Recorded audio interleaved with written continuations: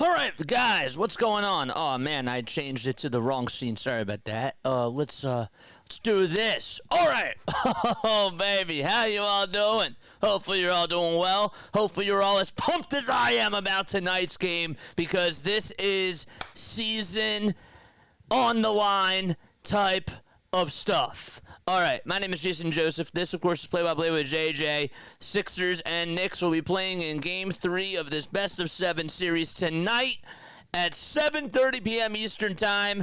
I have thoughts that I want to get to, and I want to get you guys on here to join in on this whole conversation with me because this is a huge game tonight for them, and they have got to win. They have to protect home court, and they really need to do whatever they can to just keep those Knicks off the glass.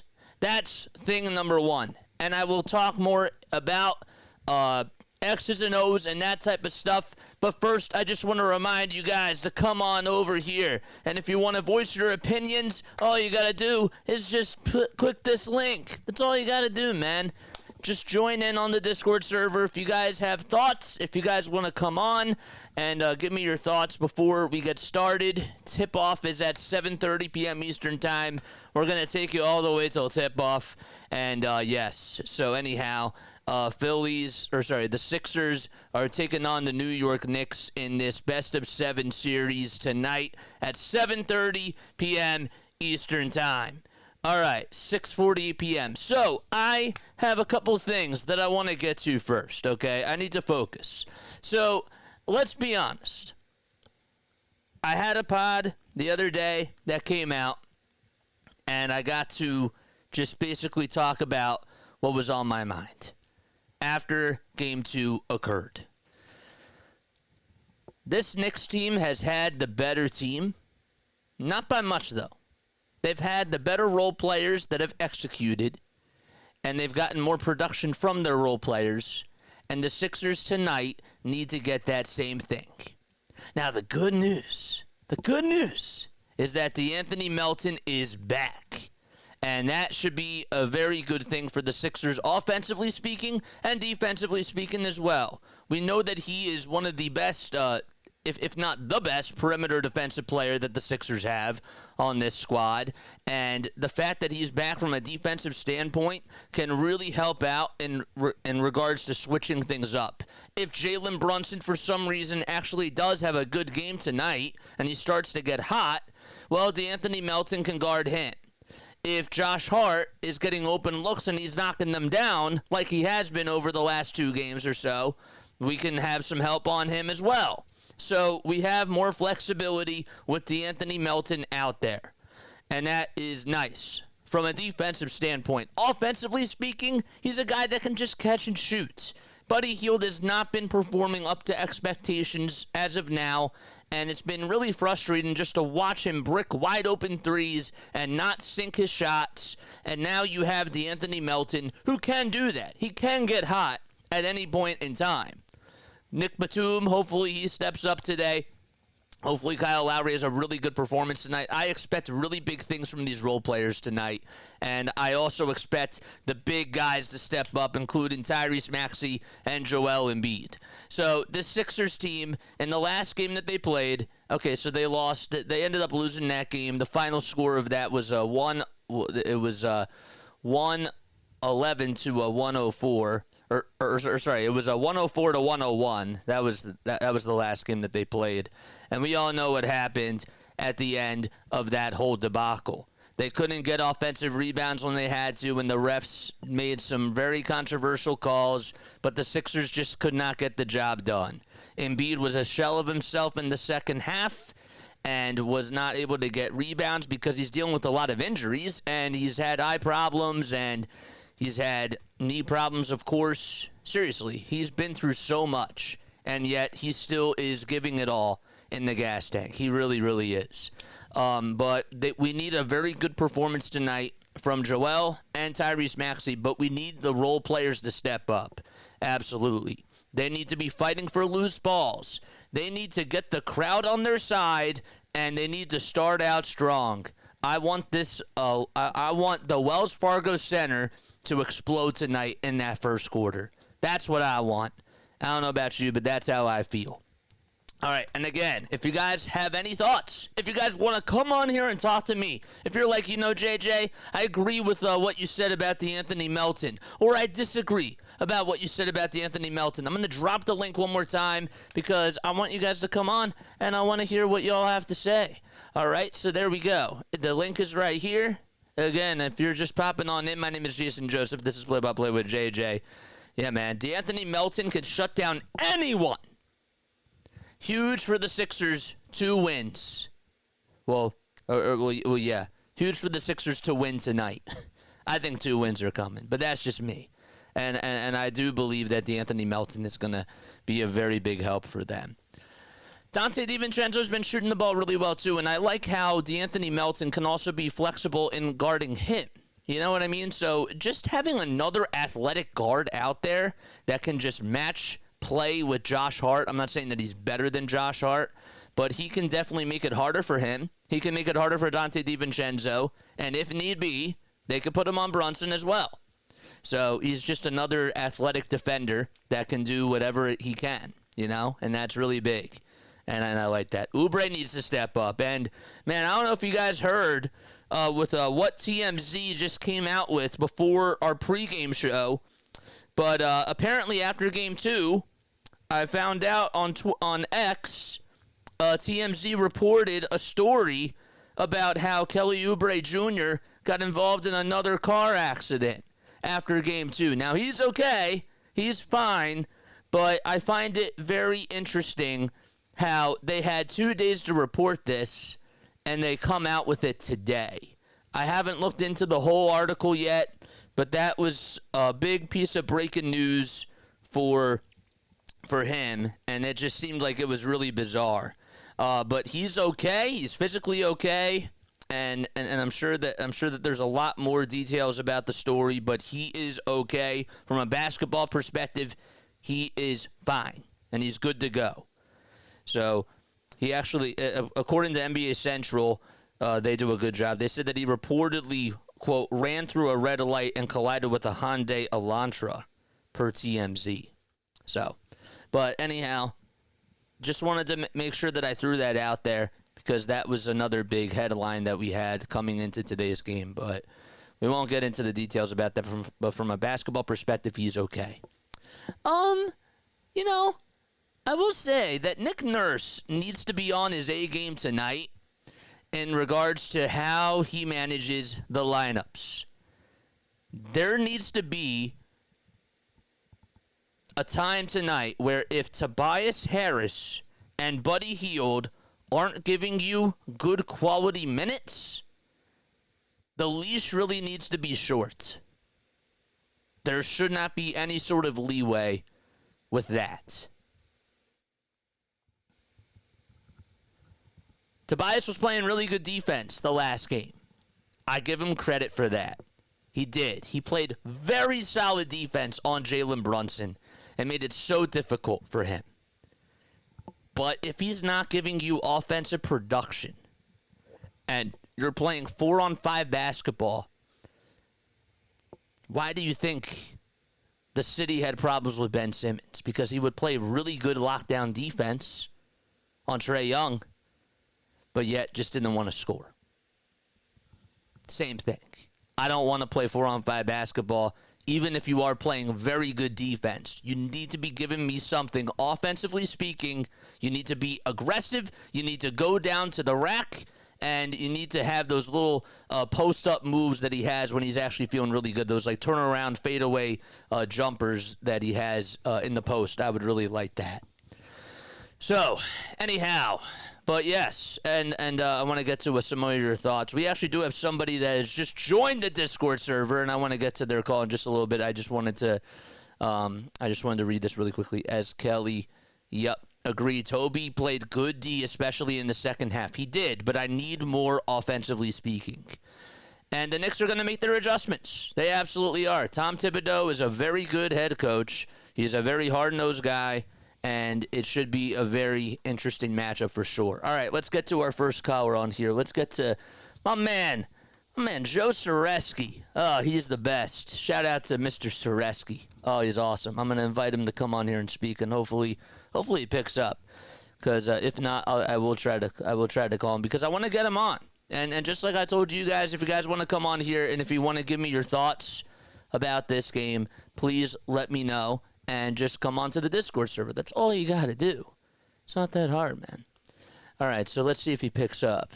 I'll invite him to speak again. Joe, if you can hear me, you should have gotten an invite to come on and speak. If not, though, I can try to call you. Let me see. All right, I will try to call you.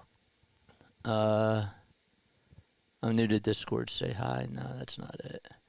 How do I do it? All right, we'll call him. A short leash. Absolutely. He has to have a short leash. He most definitely does. All right, let's see.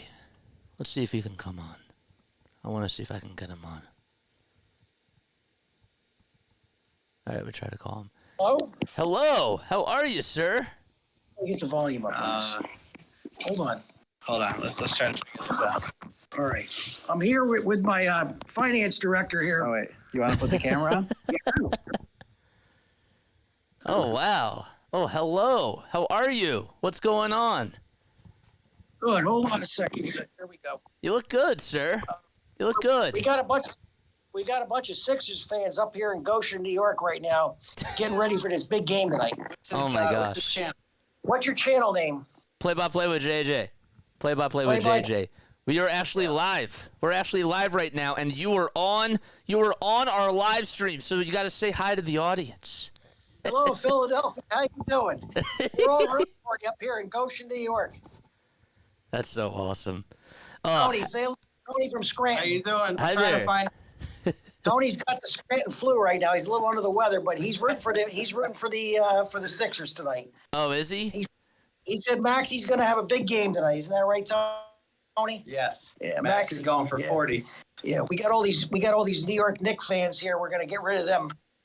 So anyway, what's the line on the game tonight, JJ? Are the Sixers favorite? I hope, right? Yes. The Sixers are the favorite. I did not check as of now what the line is because they don't like come out with the lineups like 3 hours beforehand. So there's always a chance that things can obviously change. Mitchell Robinson apparently was questionable coming into tonight. And I don't even think that they've given us even a report yet of if whether or not he's going to play. So. All right. We got all Sixer fans up here. We're live on a podcast, then? Is that what it is? Yes. All right. Well, you tell all the Sixer fans down there that we're rooting for the Sixers tonight. Oh, really? And Joel Embiid, he came out and guaranteed a series victory, did he not? Yeah, he was questionable coming into today, but he's going to play. He's definitely going to play. On an interview after the game. What did you say? After the game, he said he guaranteed the Sixers are going to win this series. Yes, he did. So we're all he has to. Joel, yeah, we're rooting for Joel. We got Tony and Joe up here in Goshen, New York. We're rooting for Joel Embiid and Maxey and all the rest of the guys. Wow. Even though the Knicks have all these Villanova players, which Villanova is out of Philadelphia. I don't know how they ended up in New York. What happened there? Yeah, I have no clue. I have no clue at all whatsoever. But I'm so happy I got to talk to you on here. Yes. How many people are watching right now? Anybody? We had. Let me double check. I had it on another screen, but then I lost it for a quick second. We have at least 8 people tuning in right now. But as the game gets obviously, like when we go into the play-by-play and stuff, we're gonna get 65, 70 people. Hold on a second. Your father just texted me. Oh, did he? We got 12 people watching. Oh, I am tonight. That's awesome. Yeah, you so tell your awesome. father I am tonight. Actually, I'm a Brooklyn fan. I really don't care about the Knicks. I really don't. I can get tickets anytime I want. I would talk to our ad agency. He has seasons tickets to the Knicks, but I'm not a Knicks fan. I'm a Brooklyn Nets fan, and they're out of it this year. I thought you were a Knicks fan. We got to root for the Sixers. That's all. We got to root for the Sixers. I thought you were a Knicks fan. I don't know why. I thought you were a Knicks fan. I was always when I was a kid. Willis Reed, Dick Barnett, Walt Clyde Frazier, Dave DeBusschere, Billy Bradley, Cazzie Russell, Yep. Jerry Lucas, Yep. Mike Reardon, that's great. What about Phil Jackson? What about the guy whose son is he's an announcer on that news for Dean Eminger. Dean Eminger was a sixth man. Yeah, I was a Knicks fan. Marv Albert was the announcer, but that was 50 years ago. That's when I was a young whippersnapper. Wow. You know, I'm a Brooklyn Nets fan, so and I Tony here. Tony's I had no clue. On the Sixers today. Isn't that right, Tony? Absolutely. Okay. All right. We got to get going here. Yes. Go watch the draft. Yeah, we got to go watch the draft. I know. There's a lot to go on tonight. I wish I could cover both, but I can't. I had to bite the bullet. It's a terrible marketing strategy, but it is what it is. Thanks so much for stopping by, though. I appreciate that. Who are the Eagles going to go after? A quarterback? I think that they're going to go with cornerback. I really do. I think that they should go after cornerback, and I think that that's what they're going to do. So I think Howie Roseman has something up his sleeve. Yep, I do too. They may trade down. Maybe they'll trade with the Jets. Yeah. Jets are the worst team in the NFL. They ought to have a rule in the NFL that says if you don't make the playoffs within 10 years, the owner has to sell the team. That's what they should do. That's so funny. All right. I gotta go. I gotta get to other people on the line, but it's so good to talk to you. Thank you so much for coming on. Appreciate it. All right, you got it. All righty. Oh, man, that was awesome. That was so cool. Wow, awesome. Shout out to Joe Soreski. Shout out to all the way from upstate New York, man. This is what we're doing. We're going statewide. We're going countrywide, even though it's the same thing, and we're going worldwide, bro. We really, really are. And again, if you guys want to come on, and if you guys have anything that you want to talk about, please feel free to come on and just join the Discord server down below. I wanted to get to somebody's point over here. Where was it? It was Jamie's point. Oh, no, it's Ruben. Shout out to Ruben, man. What's up, Ruben? He says, I'm a Knicks fan, but I know that this is going to be an awesome game. It really is. I think that it's going to be another scrappy game, and I think that it's going to be close, but I do feel like that the Sixers are going to come out on top tonight and also on Sunday afternoon. And I think that it's going to come down to Game 5. I really do. Game 5 is going to be the pivotal game of this series. But it should be a wild one, and it should be a very interesting game on the rebounding side, the three-point shooting side as well, and also just from a perimeter defensive standpoint. I think that the Sixers definitely have a lot of guys that can be flexible, not just on Jalen Brunson, but even on some of their other guards now, too, especially now that DeAnthony Melton is back. But let's give credit where credit's due, man. This New York Knicks team, they don't flat out quit on you. They are so tough. You have to play them every single second, because if you take your foot off the gas pedal, they're going to make you pay. And that's the truth about the Knicks. Now, obviously, Knicks fans have been going back and forth with me a lot of these times over Twitter and over some of these other social media platforms. I've had people come at me in my DMs, but I try to be rational, and I do try to give credit where credit is due. This Knicks team is a very good team, for sure. And we all knew that. I said coming into the series that this is going to go to 6 or 7 games. And I think I'm going to be right about that. I trust my gut. I trust my instincts, and that's really how I feel. But what else? What else do we have? Any hot takes about tonight's game? What do you think is going to be a wild card in tonight's game? I think that Nico Batum gives you. I think that Nico Batum is going to give you at least 15, and I actually believe that Kelly Oubre is going to give you 22. 15 and 22. So those are my 2 hot takes. I guess that Oubre, it's not really a hot take, even though he hasn't really had a good series so far. I feel like that he snaps out of it tonight. I really, really do. I'm trying to get the whatchamacallit to come back on. All right, so we're back on the Discord server. And again, if you want to come on, you're more than welcome to come on and express your thoughts and opinions about this game. What else do we got? We got 14 people tuning in. Oh, boy. And nobody wants to come on. Nobody has any thoughts about this game. Nobody wants to come on and talk to me. Shame on you. Oh, man. I love you guys, but I don't know. This is a big game, man. JJ, my friend, good evening. 76ers need to win tonight. They absolutely do. Jason, if you want to come on, if you want to express your thoughts, I mean, I'm not forcing anybody to do it. I don't want that to feel like that's the case, but, you know, I want to hear from you. I want to hear from you. All right, there we go. Jason says, I'm here to talk. All right. No, come on, man. Come on over. I posted the link. Hopefully it works. It should work. All you got to do is just come onto the Discord server and then just join. And then I'll have you raise your hand and all that. Or yeah, I'll have you come in. Darius Butler. This is the biggest draft day. I know. It is like such a curse. And such a terrible marketing strategy with having the first night of draft night tonight. Seriously. It really, really is. I don't know why there's an NBA game tonight. This is all about the NFL draft, man.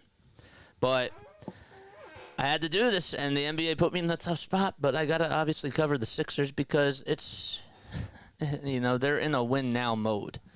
It's just a shame, though. An absolute disgrace. What else? What else do I want to talk about? Yeah, the rebounding is going to be huge. I also really need this team to just ball out, and I need them to score on the fast break. They've been getting outscored on the fast break and out in transition, and that's not good. Part of it is because Joel has been pretty slow, like in regards to his injuries, and I'm not saying that that's his fault at all whatsoever, but there's one guy that's not really able to provide a lot of speed down the court out in transition, but it would just be really nice to see them, guys like Kelly Oubre Jr. and even Tyrese Maxey and some of the other guys, just be fast, Stick the hand in the cookie jar, come up with those steals, and just work your way out in transition and make buckets. Make buckets. That'd be very, very awesome. Have to make sure that I put this back over here. Okay. Good stuff. Maxey had 35 points in his last game. I expect Tyrese Maxey to give you at least 30 points again tonight. I think that Maxey and Embiid will at least get 30. Both of them. I do. And then Oubre, as I mentioned before, is going to give you 22, and Nico's going to give you 15. I don't know what Tobias is going to give you. He's always going to be one of those guys where you just never know how much he's going to give you on both sides, offensively speaking and from a rebounding standpoint as well. But whatever he does is a plus. If he makes you buckets down the stretch, that's nice. Just do not set up a lot of plays for him on the offensive side. You know what I mean? Can't do that. That's something that we just can't really get into tonight. All right. Who else do we got on here watching? We got 15 people on here. DJ Eastwood. Oh, wait. There we go. We can talk about both. I really want to see the new role players out there, like RC4. DJ said that we should let Brunson cook and cover everyone else. Makes sense. The one time we won against them, Brunson had a crazy game. I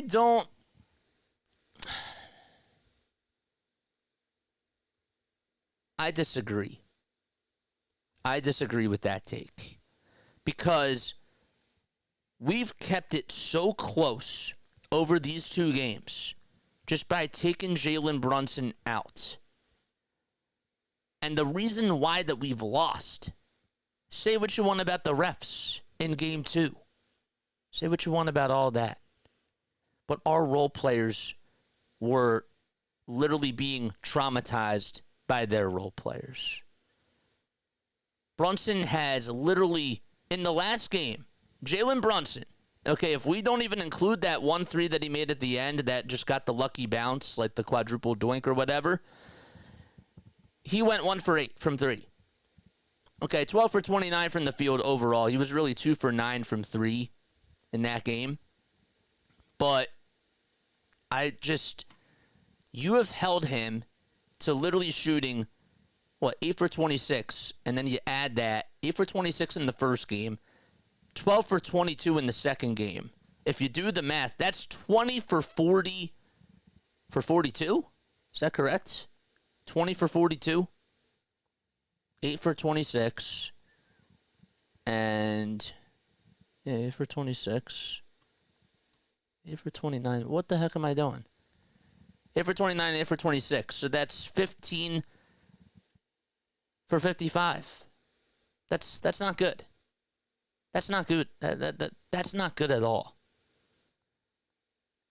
That's how I feel. Like they've been doing such a good job at just keeping him out of the game, and yet, yes, they've won those games, but it's because Miles McBride and it's because Josh Hart and Bogdan Bogdanovic all stepped up to the equation.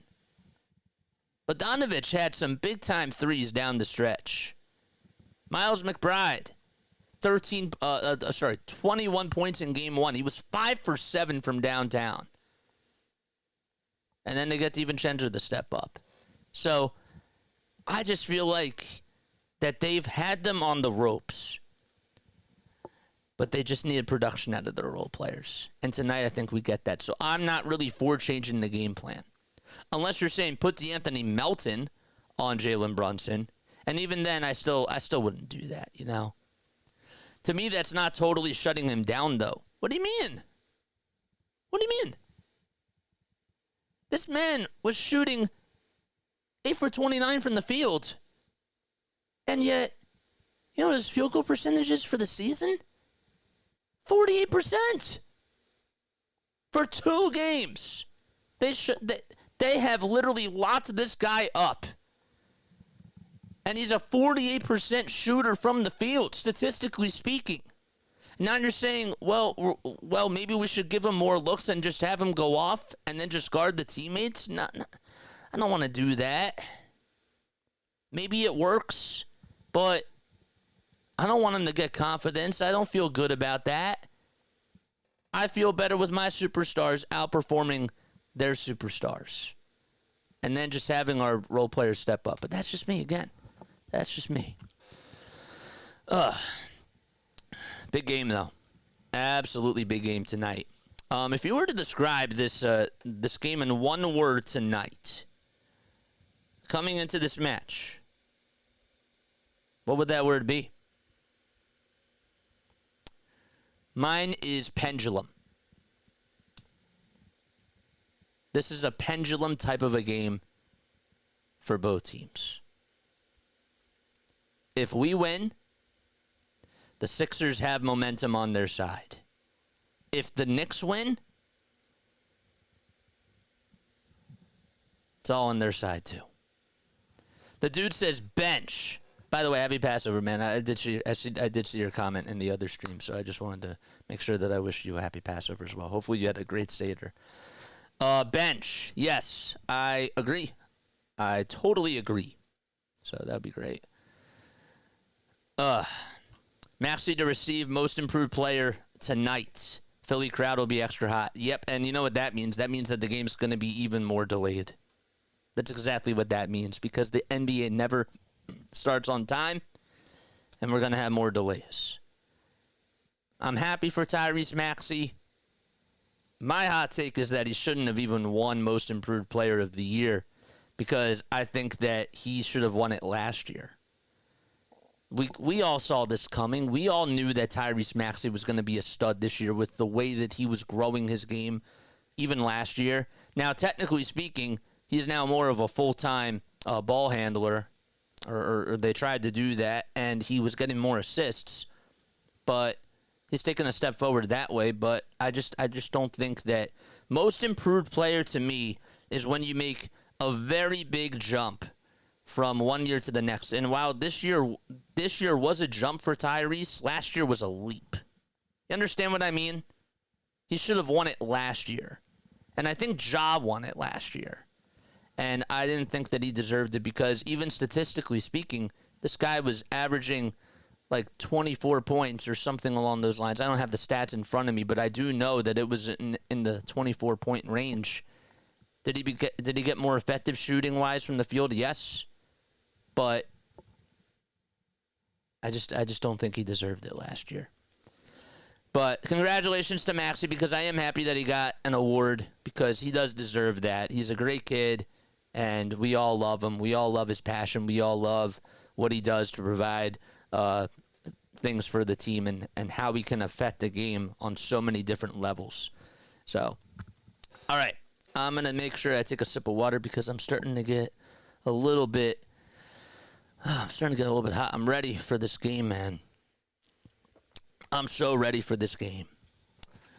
Who are you looking out for if you're the New York Knicks? Who do you think is going to go off tonight? I'm so proud of him in regards to Tyrese Maxey. He's such a good role model for kids and young players. Yeah, and he deserves his flowers. He most certainly does. I'm not saying that he doesn't.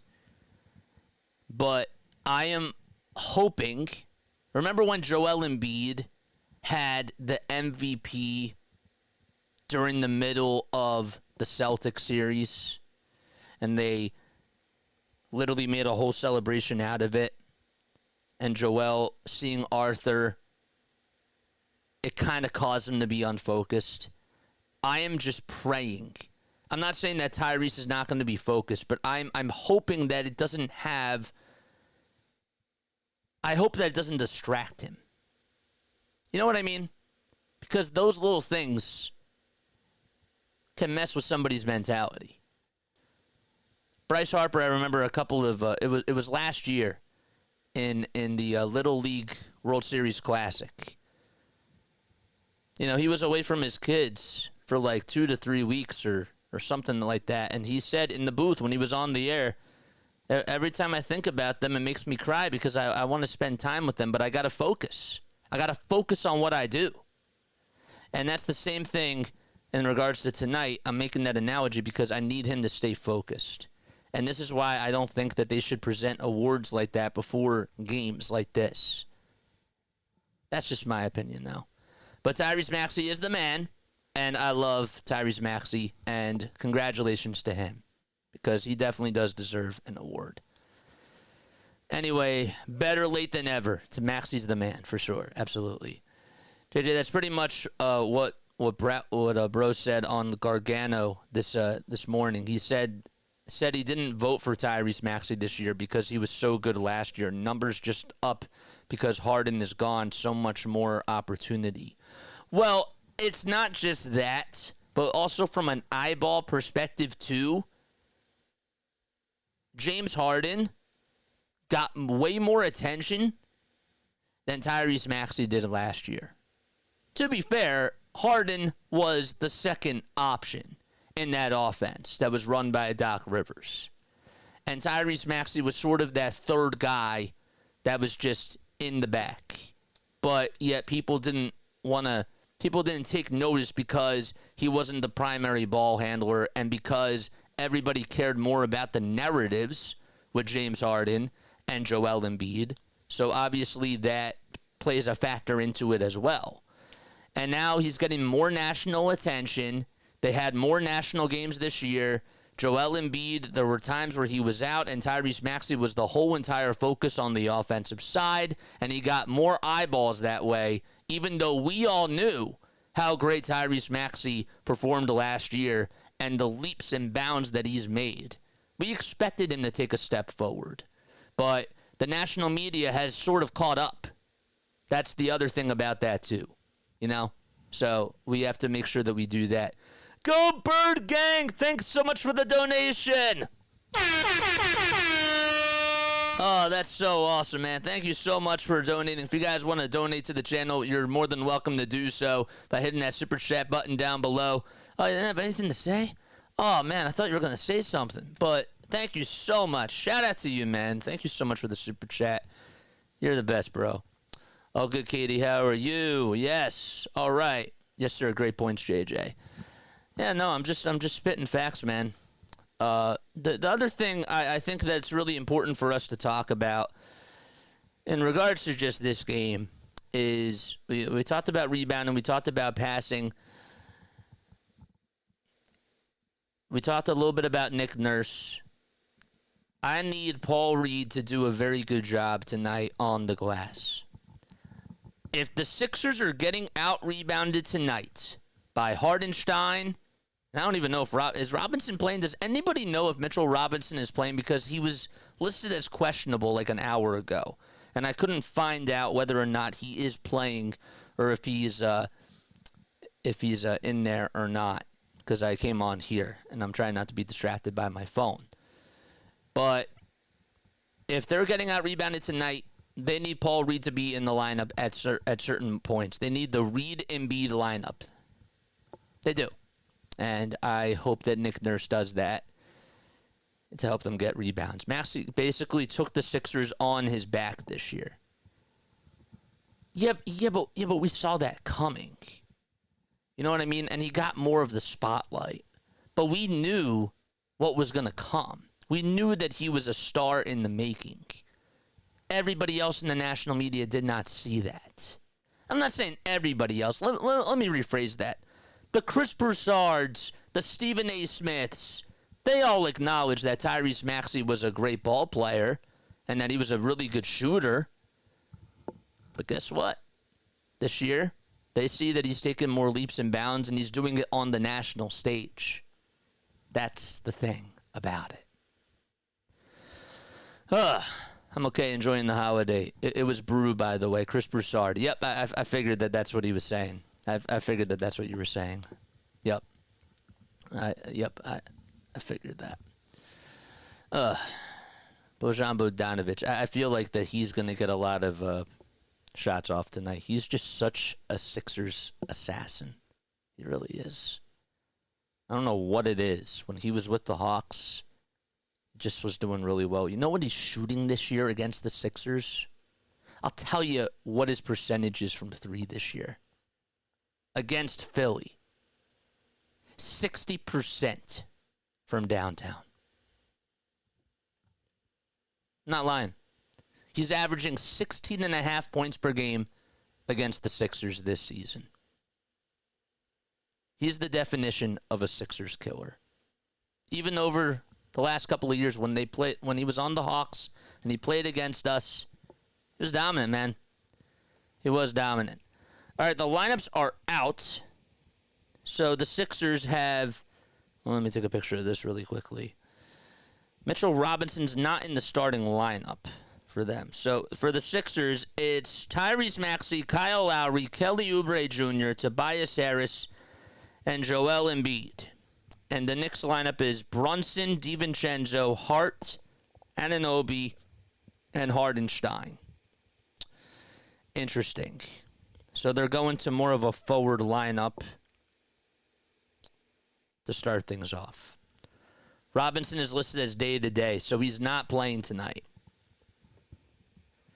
Because that is huge. Let's be real. Because he's one of their rebounders, man, that is very active on the glass. That's a loss for them. Let's not downplay that. Let's not downplay that at all. Because he is a really good rebounder for them. Averaging about 8.5 rebounds per game.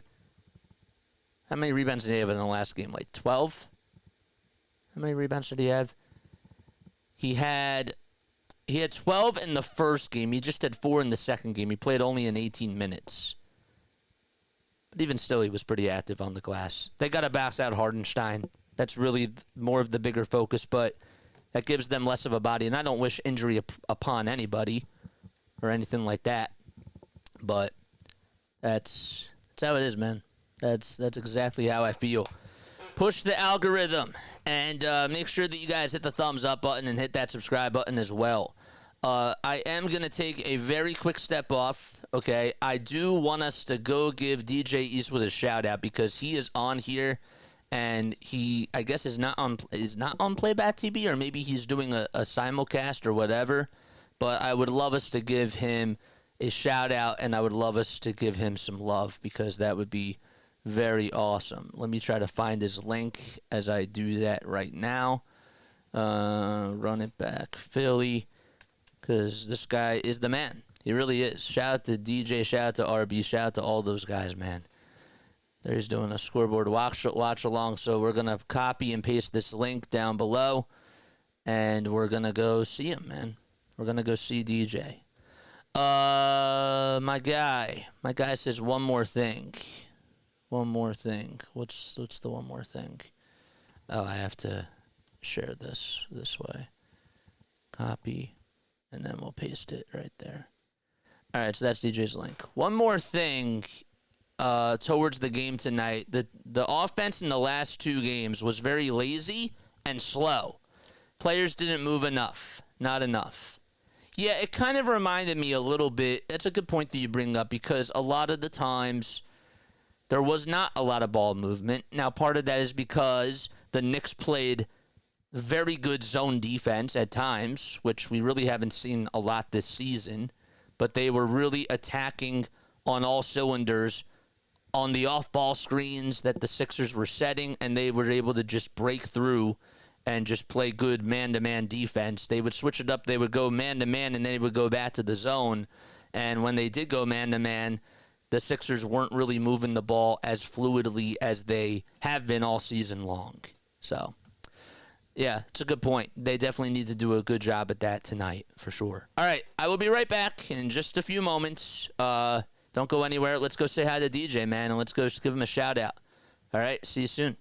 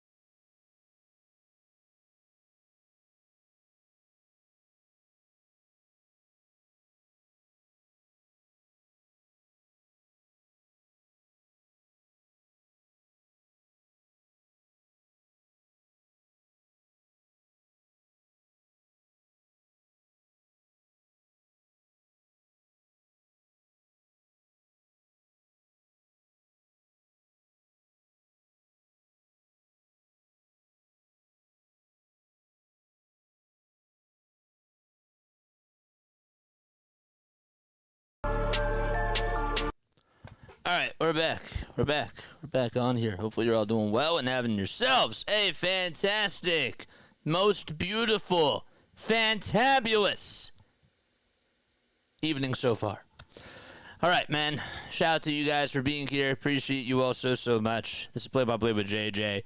My name is Jason Joseph. We cover the Phillies, the Sixers, and the Eagles. Unfortunately, we will not be doing tonight's first day of the draft. We will not be having a live reaction to that. We'll be doing that tomorrow night, and then we're going to have to end it probably around like 9:30 because I got to go on for a Phillies game and got to call that. But for the love of Philly, our hashtag now that the Sixers have on their Twitter page. Love that. Thank you for bringing that up, dude. Appreciate that. So, yeah. Magic are up 31-21 in the first quarter there. So that's the only other game that's going on right now. And then the Lakers play tonight against the Denver Nuggets. All right. What else do we got? You're going to the game? No, not at all. No, I'm calling it on here. Tomorrow, I'm not going to the game. Tomorrow, they're out in San Diego. The Phillies are out in San Diego tomorrow night. But we're doing the Sixers game on here tonight. I can't do two things at once. I can't cover the draft if that's what you're referring to. But yes, I can't do that. And no, I'm not going to the game. I can't do that while I'm live because then you wouldn't be able to hear me, man. You wouldn't even be able to hear me. I don't have a crowd. I don't have a mixer. I don't have any of that stuff. And I'd probably have to be there by now. Oh man. All right. What else do we want to talk about, man? What else do we want to talk about with this game? All right. What letter grade do you think that the Sixers will finish out with tonight? What do you think is going to be your letter grade by the end of the game? I believe that my letter grade is going to be a B. I think it's going to be a solid B. At this point, I don't care how it's done. I want to win. I want a win. A B+. B+ for the bench. I like that. That's what you think your letter grade's going to be. I think that my letter grade's going to be a B. So Hardcore for All says B+. Why, though? What's going on with Melton tonight? He's probable. They said that he's probably going to play. So, yeah, that should be really good. Talked a little bit about Anthony Melton and how exciting it is to have him back. I do think that he provides a lot to the team, and I actually think that he'll do a good job, not just on the defensive side, but I think he can make some shots. If the role players have not been stepping up for you, and you're not really getting much production out of Nico Batum or Tobias Harris, Anthony Melton's one of those guys that can get you points. And Buddy Hield, too. I can't single him out. If Buddy Hield's not making shots tonight, I think we got to go with Campaign. I just thought about that, too. Capital C, man, what's going on? Thanks for calling Phillies and Sixers today. You're the best. Dude, that's what we do, man. It's all about the reps. Again, this is what I want to do. And in order for me to do that, I got to get consistent. I got to be consistent with it. You know what I'm saying? Now we got more people coming on here. Did you hear about the Oubre crash? Yep, we talked about that before. We're going to win or it's toast for the team. Yes. We need to get a W tonight. Where's Grace? The party can't start without her. I know that Larry said that he won't be able to come on tonight. He's going to, maybe he might pop in, but it is NFL draft night and he has a lot of stuff to do this weekend. I don't want to talk really about his business or anything like that, but he did say that he wasn't going to be on tonight. So, and he's usually a main character on here, as I like to call it. All you guys are not just characters, though. Y'all are family. But you all make the story. What else? As long as the voice holds up. Voice is going to be fine. I'm totally fine. Baseball does not take a lot on the vocal cords. Like, it's just, this is my natural voice. And it's just for baseball, you know? I'm good at conditioning myself. I really am. I try to really take care of my voice. My parents can tell you that. I really try to focus on that a lot now because it's a muscle that I use. And I have to make sure that I condition it really well. I know I need some grace in my life. Absolutely. Hopefully the Sixers will be gracious tonight if they get a win. So Maxey just got presented the award, and they're back at the NBC Sports Production Studio talking about that. Coach Jim Lynam, what are your thoughts about Tyrese Maxey? No, I'm kidding. Shout out to the NBC Sports crew, to Amy Fadul, Jim Lynam, and Mark Jackson. Shout out to all of them. I got to talk to Jim and Mark. Mark, I believe now, is a professor at Rowan. Amy, I had an opportunity to see her, but I couldn't go there that day because I think I was sick. But she did come to Rowan. But yeah, all right. Let us know what your thoughts are on this game. If you guys have any hot takes, comment down below. If you have any fire takes about this game, tell me your thoughts about that down below, because that would be really awesome. And if you guys want to tell me about what your thoughts are about the draft, because I am a little bit mad that I can't cover that tonight. Who are we going with in the first round of the draft? What position? What position? JJ just saying he quit smoking those Victory cigars. Who did?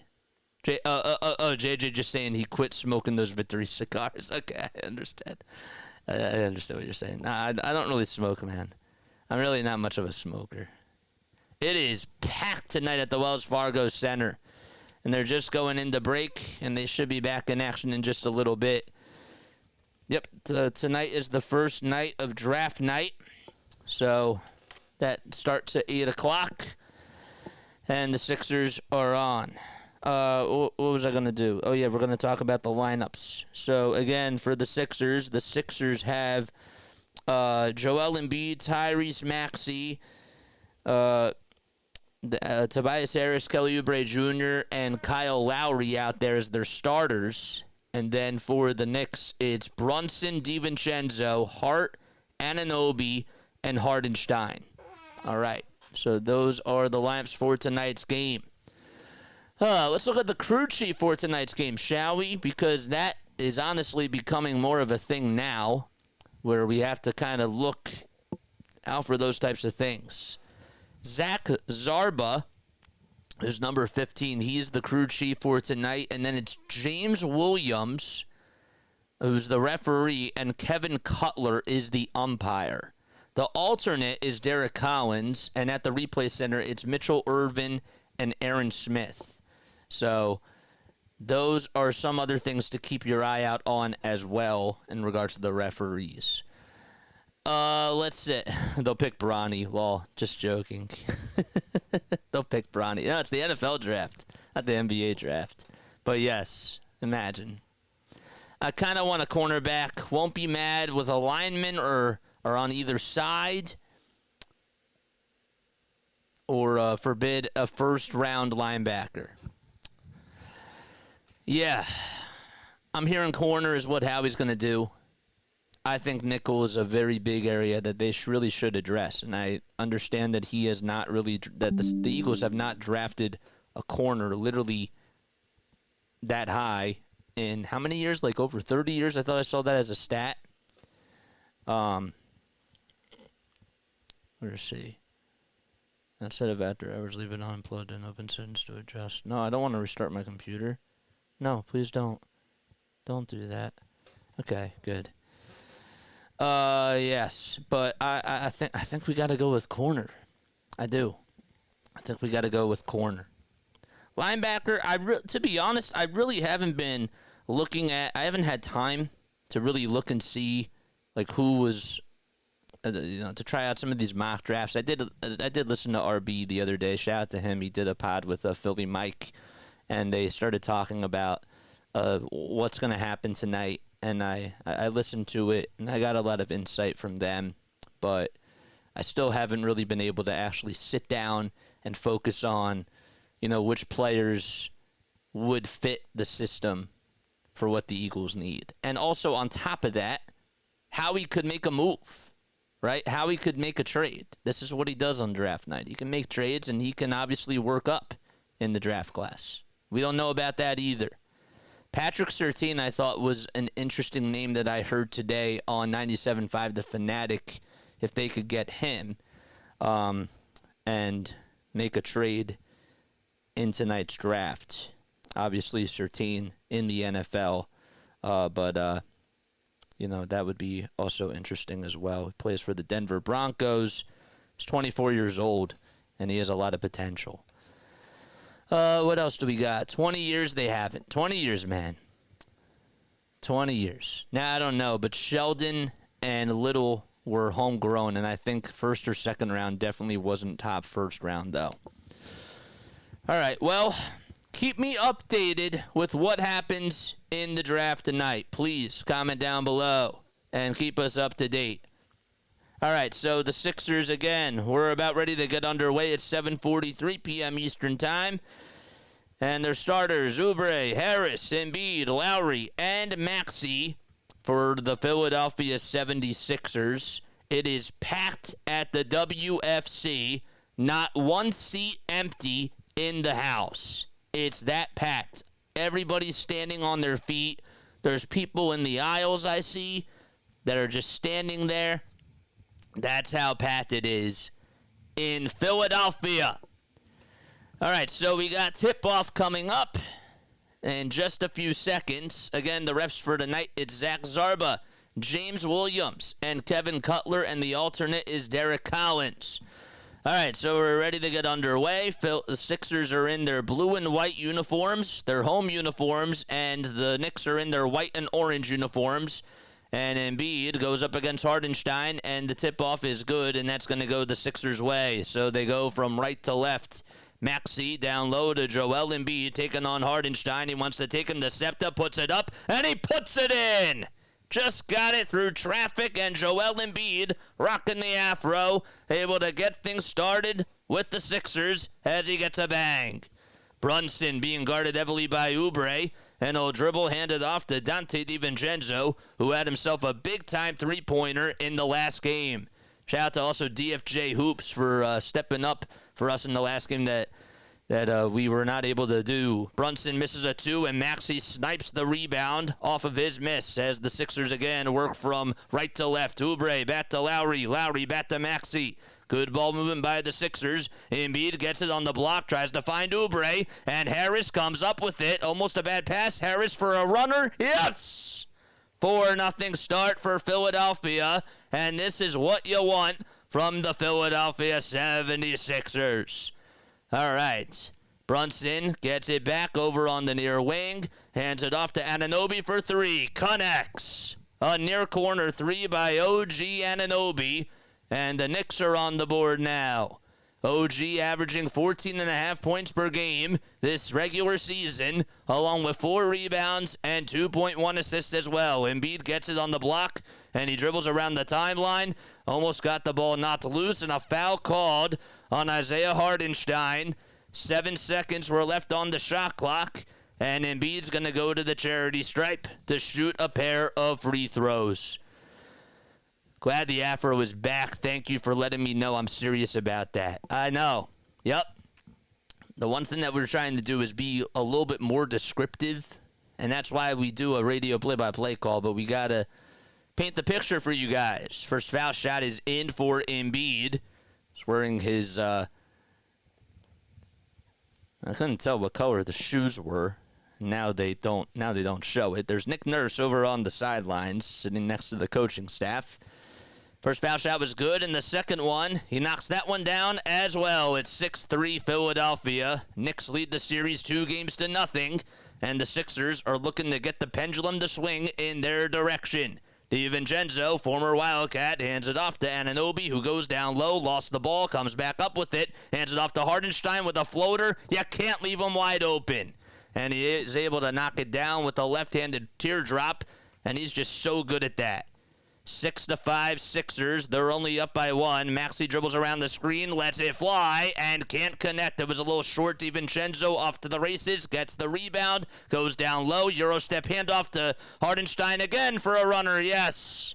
Back-to-back floaters by Isaiah Hardenstein, and the Sixers are down by 1. Got to do a better job at boxing him out. and getting the big man on him. Harris catches and lets it fly. Way too much mustard on that one. And OG climbs the ladder. And Jalen Brunson out in transition, taking on Tobias Harris. Harris played really good defense on him the last time. Brunson for 2. Brick.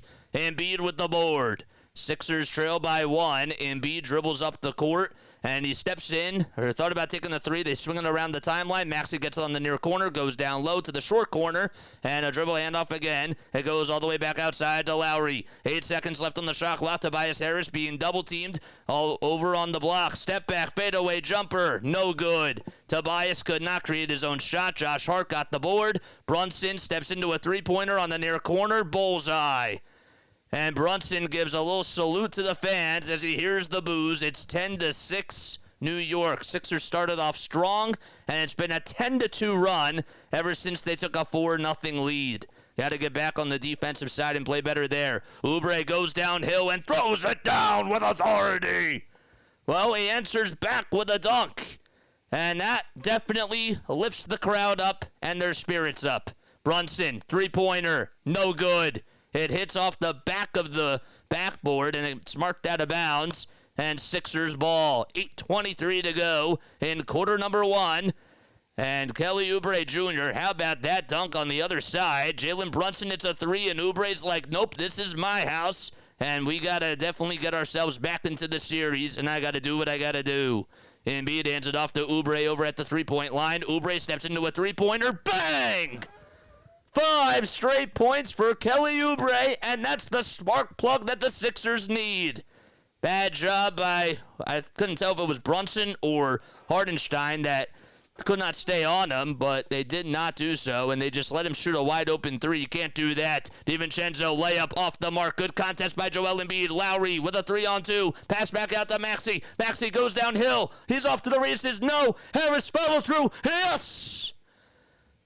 And the Sixers are able to get another bucket. It's 13-10 Philadelphia, and timeout called by the Knicks with 7:37 to go. They started off strong. The Knicks were then able to provide a run themselves, and the Sixers came back with a miniature run themselves. 13-10, timeout called by Tom Thibodeau with 7:37 to go in quarter number 1 of Game 3. Okay.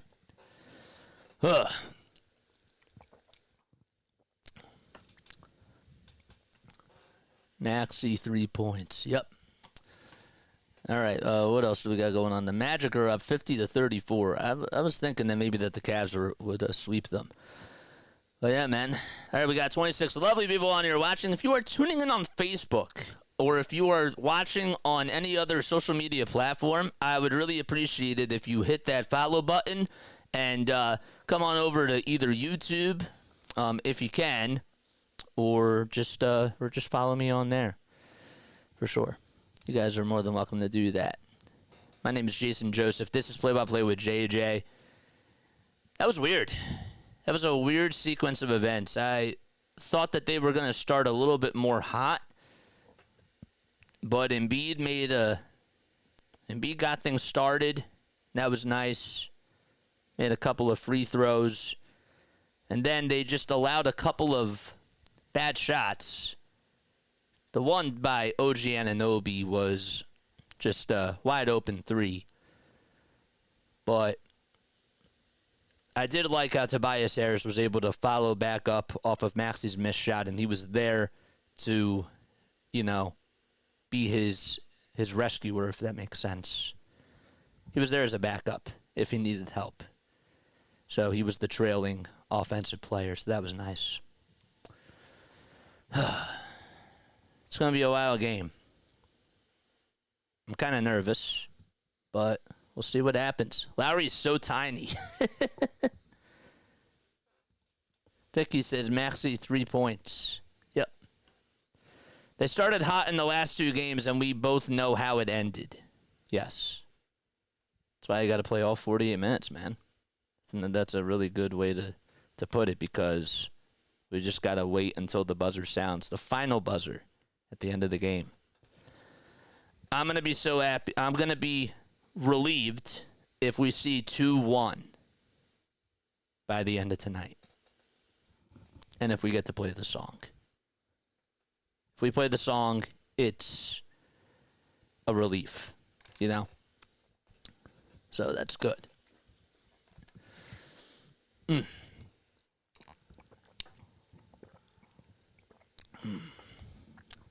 7:52 p.m. Eastern Time, almost 8 o'clock.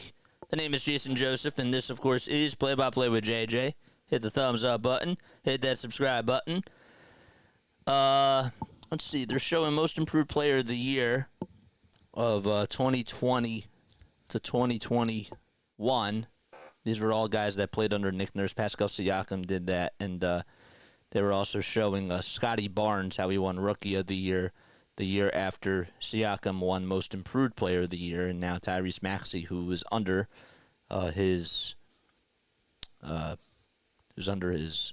regime, if you will, is another one of those guys. We play to play the song.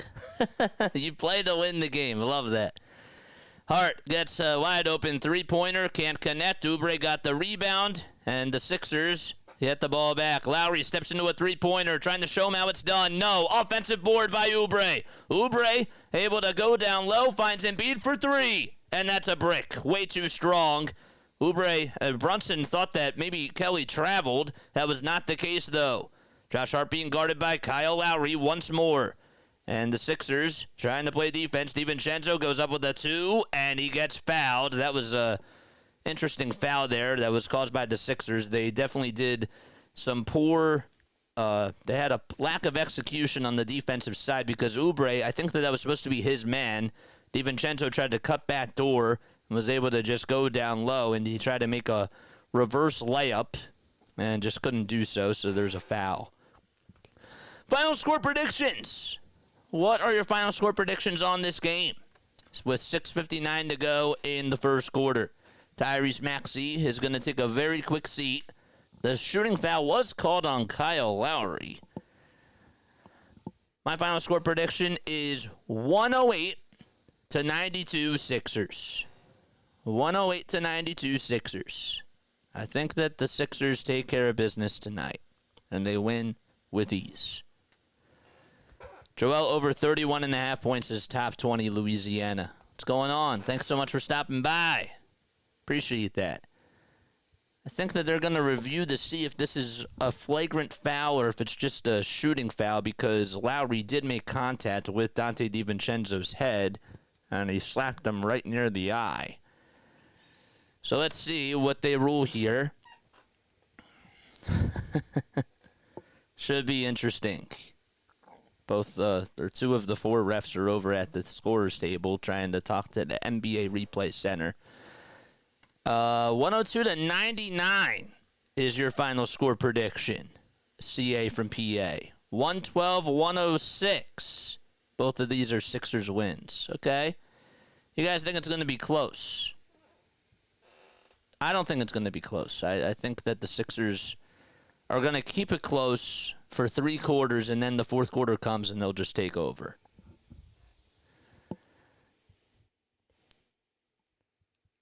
They took off the headsets now,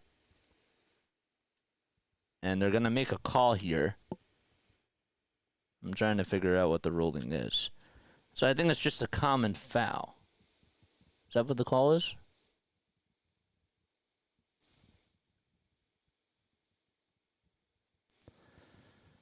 Lowry was shrugging. It's 13-10 Sixers. They're down by 3 with exactly 7 minutes to go. There's another call here. I guess that follows up this call. So the call's overturned, and they are going to call a flagrant foul on Kyle Lowry. So that means a free throw's coming up for Dante DiVincenzo, and the Knicks will get the ball back. First foul shot, no good. So DiVincenzo misses the foul shot, and they'll stay at the line for one more as well. It is a flagrant one. Second foul shot, that's good. So it's 13-11. DiVincenzo goes 1 for 2 from the line. Machiavelli says it's not going to be close. Top 20 Louisiana says over 104.5 / Knicks plus 4.5. Okay. 13-11, Sixers up by 2 with 6:55 to go in the first quarter. DiVincenzo gets it at the top of the perimeter, hands it off to Hardenstein. Hardenstein's runner again. Unstoppable. I mean, you just got to put a body on him. He is like the most unstoppable runner I've ever seen for a center. 13-13, and we do have a foul called on DiVincenzo. I think it's 13-13, and that was away from the play. Maxey tried to set a screen, and with 6:37 to go in the first quarter, Embiid's going back to the bench really quickly here.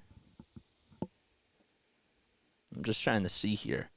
Oh, Embiid just it wasn't even that play. I thought that they were looking at that play. They called offensive foul on Joel Embiid for banging into Isaiah Hardenstein. Couldn't tell from where it was in the picture originally, but that's where the call was, and they called offensive foul on Joel. And now I think that the Sixers are going to review this to see if whether or not that is correct. I don't even know if that they should do that this early on, but that's just me. That's just my thoughts there. But we do have another challenge here. This time it's by the Sixers. It's 13-13 with about 6:37 to go in the first quarter.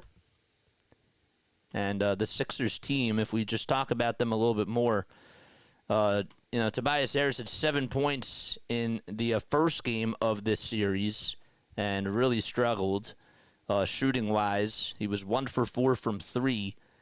But then it was the second game where he did a little bit better, but still wasn't able to give you a lot on the offensive side. But even still, he was able to provide a lot of really good defensive possessions. 10 points he had, 9 rebounds, 3 assists. He got a lot of rebounds in the second half of that game.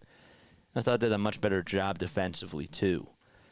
So they are reviewing this to see if whether or not Embiid committed an offensive foul. Pedro Cortez. What's up, Pedro? What's going on? I hope the Nuggets win it all, but I'm still rooting for the Sixers, says Pedro. Thanks so much for stopping by, man. Appreciate it. Yo. Undisciplined.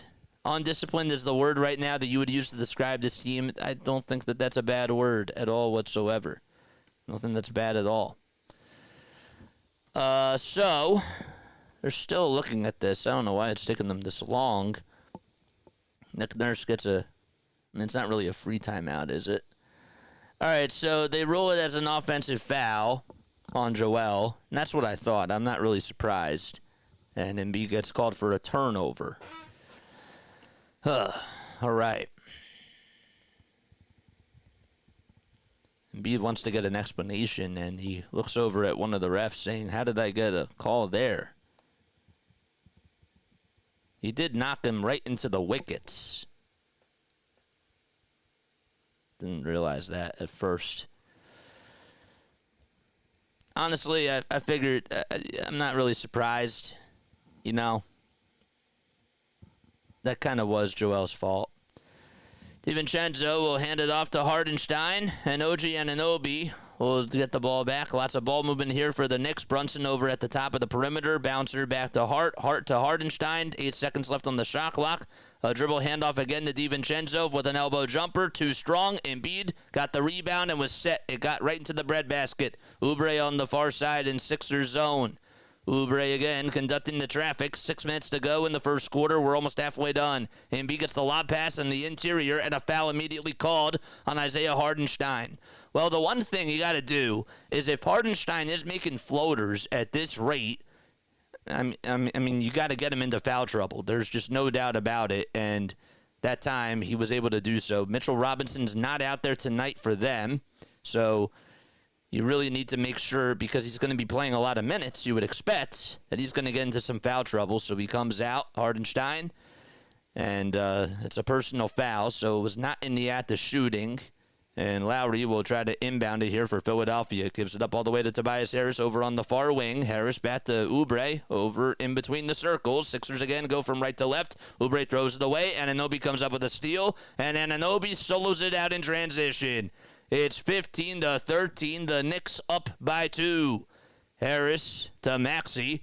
And as they play catch in the backcourt, and Maxey dribbles it all the way towards the front court. Sixers need to get something going offensively. They haven't scored in a little bit of time. Oubre gets the dribble handoff, and I mean a field goal. Embiid goes down low. Euro step runner. Got it. Connects.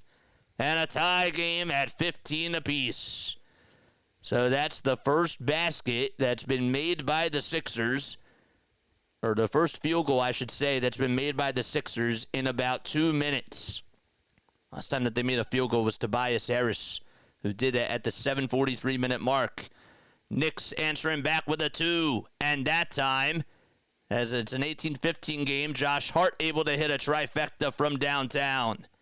All right, so Hart able to make it from 27 feet. Maxey hands it off again to Oubre, who's in between the circles. Oubre needs help. And a pass to Embiid. Embiid for 3. Thought he was fouled. He didn't get the foul call. Goes in and out, and he chirps over at the refs.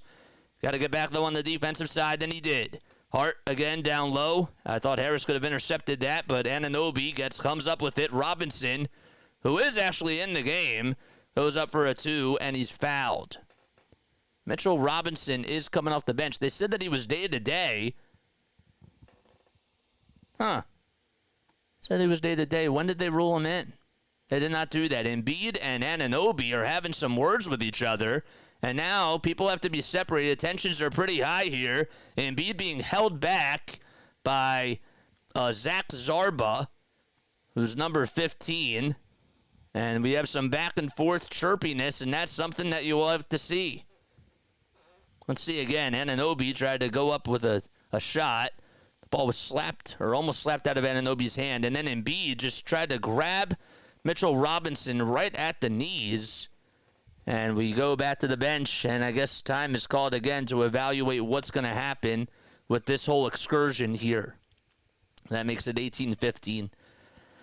Oh, man. Both teams playing really physical tonight, that's for sure. That should have been an offensive foul because Embiid had his feet set. He did. He had his feet set as he was guarding OG Anunoby. You could see it for a split second.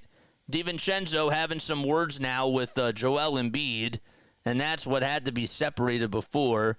They're trying to go back at it again. And both guys are over on the bench now. Oh, man. Let's go. Start the fire, baby.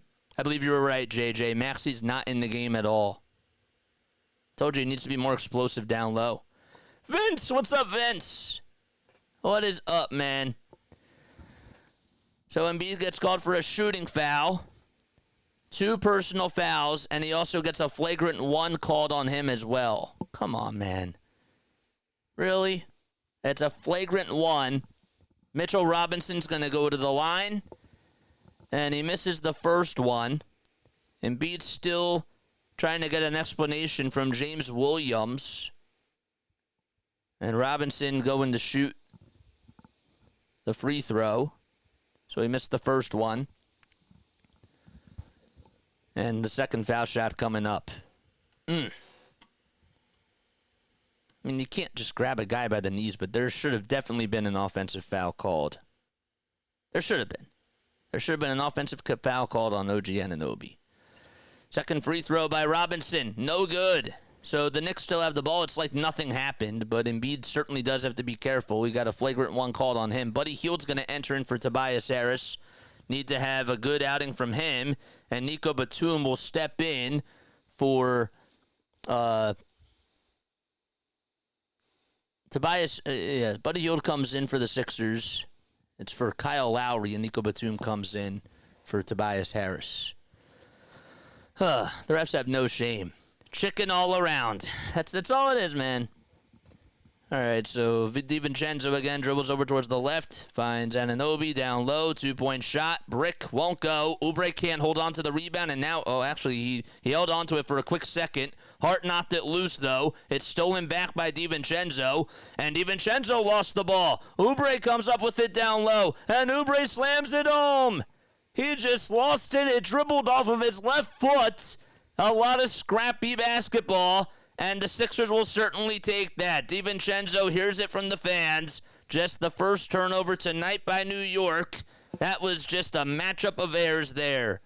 Brunson over at the top of the perimeter. He's been cold throughout this whole entire series. Hart gets a little pump fake and finds Brunson again at the top of the key. Brunson, runner inside, and he gets the friendly roll. It bounced 3 times, and he's able to make the layup. It's 2017 with 3:35 to go. Philadelphia with the possession. Dribble handoff to Joel Embiid, and he's over at the foul line. Finds Buddy Hield, and Hield goes down low, and Embiid, or that was Mitchell Robinson that got his shoe knocked off, I should say, had a battle with Joel on the ground, and it'll still be Sixers ball. Literally, Dante DiVincenzo just knocked it off of his teammate's foot. Oubre picked it back up and was able to just slam it home. Good job by him.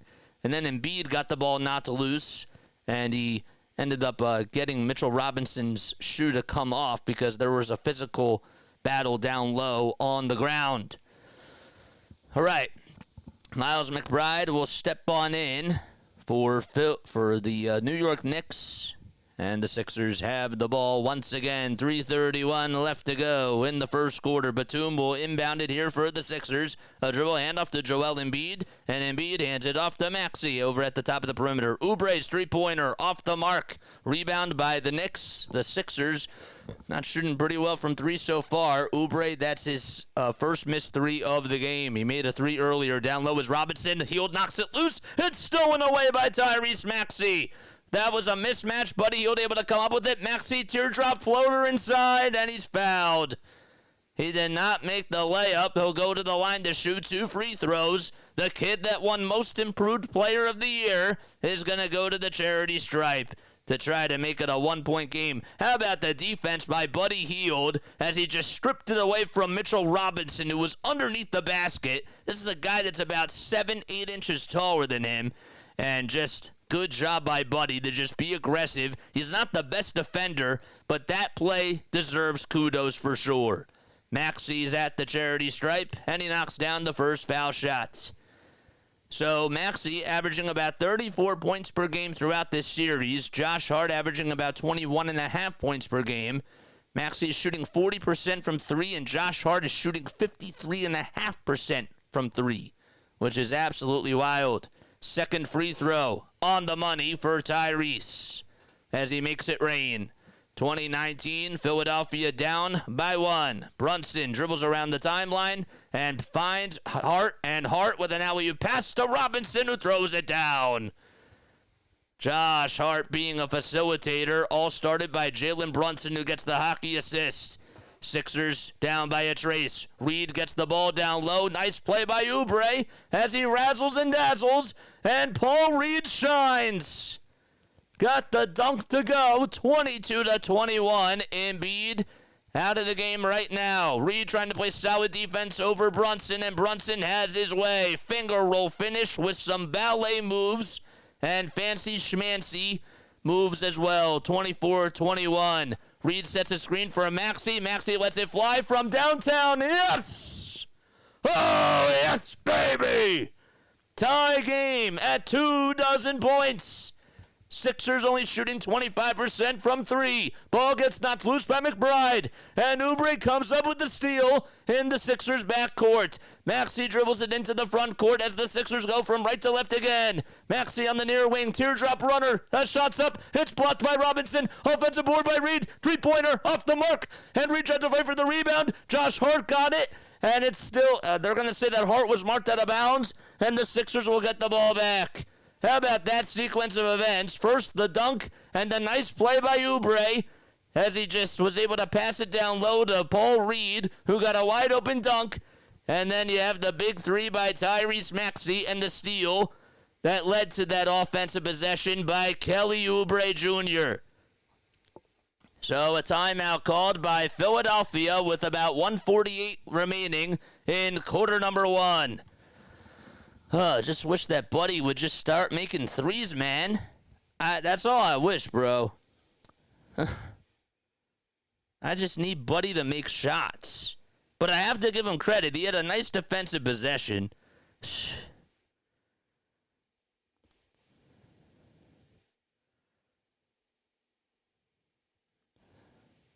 Oh, Buddy missed a 3. I gotta give Buddy some love. I know Buddy missed a 3.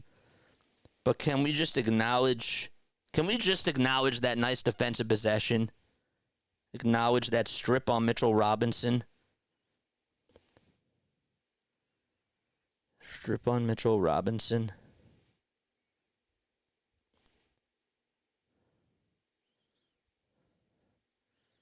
If you are new to the channel, make sure you guys like and subscribe and hit the bell icon, and that way you'll know when I go live, man.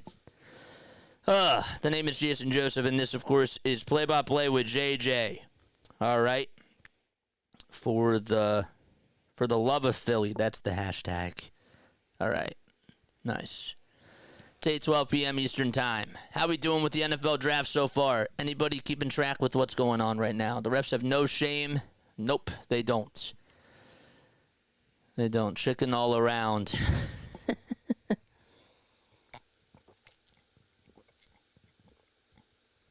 I feel.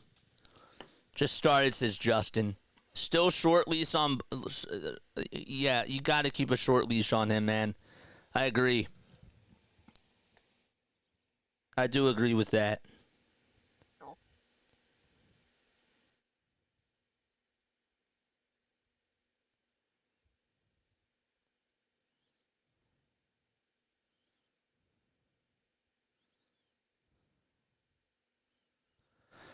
Where's Grace and where's Larry?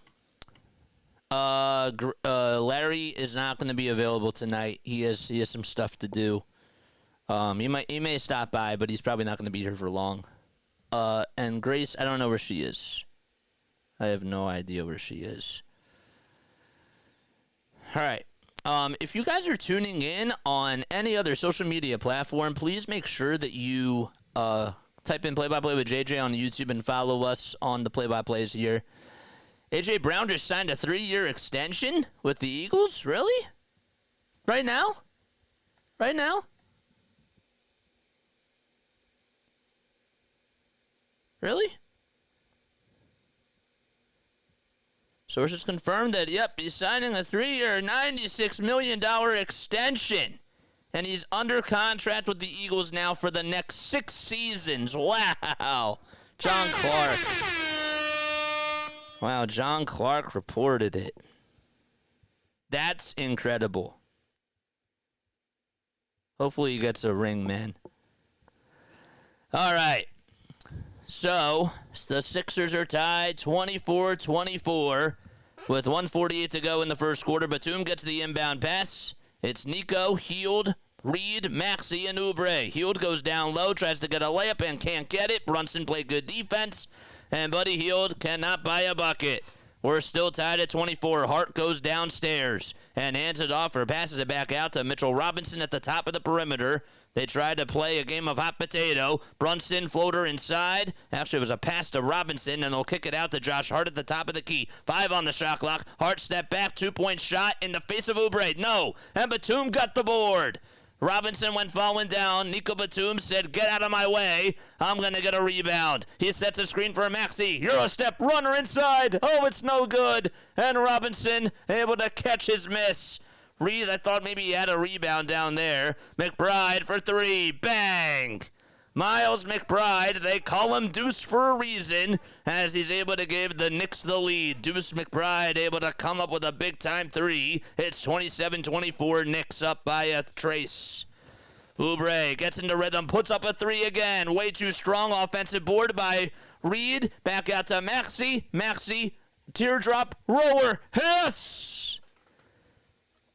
That was an elbow jumper by Tyrese Maxey, and 40 seconds to go. Here we go.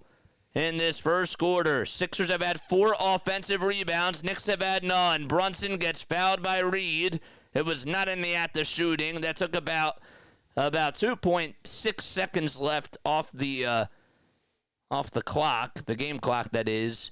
Maxey has to get back on defense as McBride made a big-time 3, but then he just was able to answer back with a 2 of his own, got into rhythm, just found his sweet spot over on the far elbow, and he's become more of a mid-range shooter and a better one.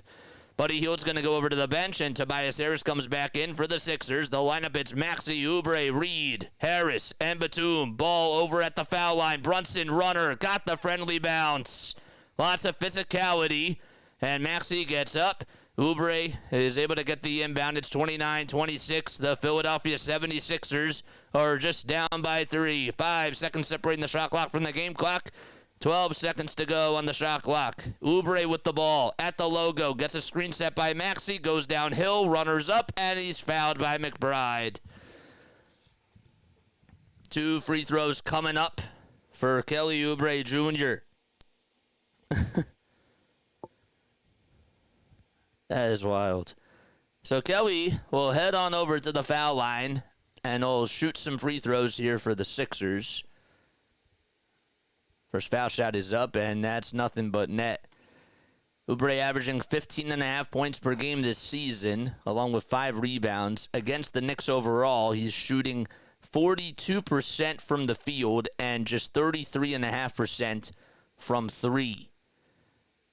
This season, though, if you look at his regular season stats, he just shot 31.1% from 3. And the second foul shot off the mark, 29-27. Rebound by Robinson and Brunson and Hart trying to work as a two-man combo. Hart knocked it loose. Actually, it was Kyle Lowry that knocked it loose out of Josh Hart's hands. And there's 3.2 seconds left on the game clock. They said that Kyle Lowry touched it last. He tried to slap it out of his hands. I thought that maybe that ricocheted off of his right knee, but they can't talk about it. Lowry gets the inbound steal. Three-quarters court shot. It's up, and he airballs it. 29-27. It was a line drive laser. Lowry thought that he was fouled as well in the act of shooting, and he certainly has a case there, but the refs did not call it. There was some contact on the elbow. And we go into quarter number 2. Philadelphia down by 2. I don't understand this, man.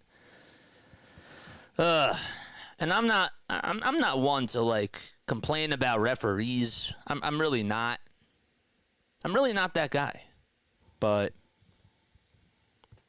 you know, this game has been very weird from their perspective. Really has. I'm going to take a very, very quick step off. All right, I will be right back in just a few moments. I need to get up and stretch. But I will see you soon. Don't go anywhere. Stay tuned.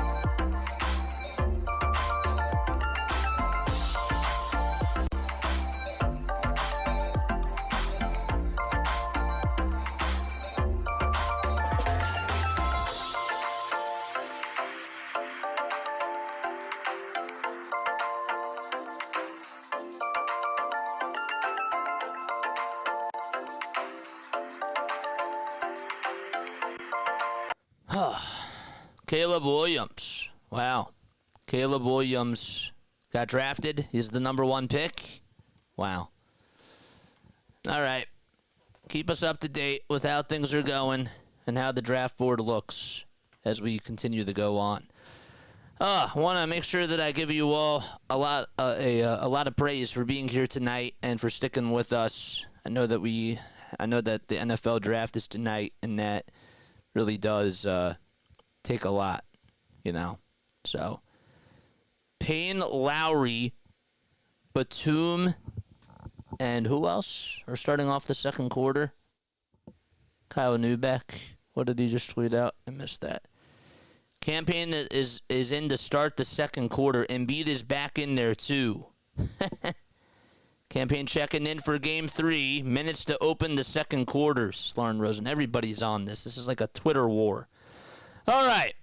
Well, so Brunson, Bogdanovich, McBride, Hart, and Hardenstein all out there for the Knicks. As the Sixers have to play defense, Brunson has not had a bad game today by any means. He swings it back out, though, to Bogdanovich for a wide-open three, bullseye. Jalen Brunson gets an assist, and the Sixers again cannot close Bojan Bogdanovich out. Again, just continues to rake against the Philadelphia 76ers. They're 5 for 7 from three. Batum, quick trigger, three-pointer, answers back.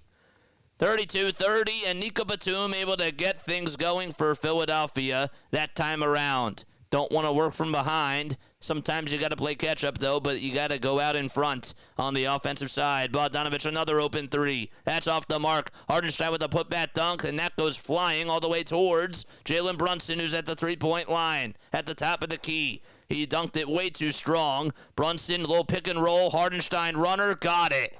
Embiid has got to do a better job of closing him out because that runner is just deadly. Payne for three. Yes! The Sixers are making it rain from downtown. 10:40 remaining in the second quarter. First, well, Campaign just made that three. And first it was Nico Batum. Batum trying to play defense on Jalen Brunson as Brunson goes downhill. And there's a foul line jumper, and that's off the mark. Harris with the rebound. Tries to pick it up out in transition. Lots of ball movement. Payne lets it fly again for three. Yes! And this place explodes. Sixers up by 2. And the Knicks have the rock once again. 2 straight threes by Campaign from the near wing. Here's Brunson again, who tries to dribble through traffic. Runner is up, and he does not get the friendly bounce. Pendulum swinging in the Sixers' direction again. Lowry back outside to Payne. Embiid goes downhill. He gets double-teamed, and a foul called. I believe it's on the Knicks. It looks like it's going to be on Jalen Brunson. He tried to triple-team Joel at the very last second. How about the pass from Lowry all the way to Campaign? Going for the steal was Deuce McBride, and he just mistimed it by about half a second. That three-pointer, it looks so unorthodox, but it's just cash. And Campaign being that spark plug off the bench for the Sixers. Embiid gets the inbound from Tobias Harris, and Batum gets it on the block. Nico being guarded heavily by Bogdanovich, finds Harris cut into the basket, runners up over anunoby. Yes! The Sixers have come to the party. And it's an 11-5 run for Philadelphia. 8-0 run over the last minute and 20 seconds. Brunson dribbles back outside. Good defense by Batum again. Over on him. Anunoby, pump fake, steps into a foul line jumper, knocks it down once more. OG Anunoby with a 16-foot pull-up jumper. Payne down low to Embiid. Embiid puts it up, and a foul called again on Isaiah Hardenstein. They have got to take him out of the game. You give the ball to the big man down low. If he's getting that one-on-one matchup, you definitely need to make sure that he gets a foul called on him. So that's the third personal foul for him. And just a great play, too, drawn up by Nick Nurse. Campaign was the offensive player. He tried to be the facilitator and set a little pick and roll to Embiid. And that's why Joel's at the line and Hardenstein has to go back to the bench. And Mitchell Robinson comes in once more, 39-36. Joel hits the first free throw. And the second foul shot coming up as he gives a little breath to the fists on both hands. 7 points for Embiid, 2 rebounds, bang, second foul shot good. All right, 40-36. Sixers up by 2 possessions.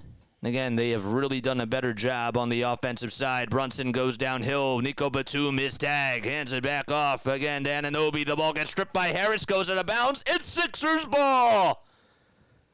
They're going to say that it's Knicks ball. They actually overturned the call there, and Nick Nurse not happy about that whatsoever.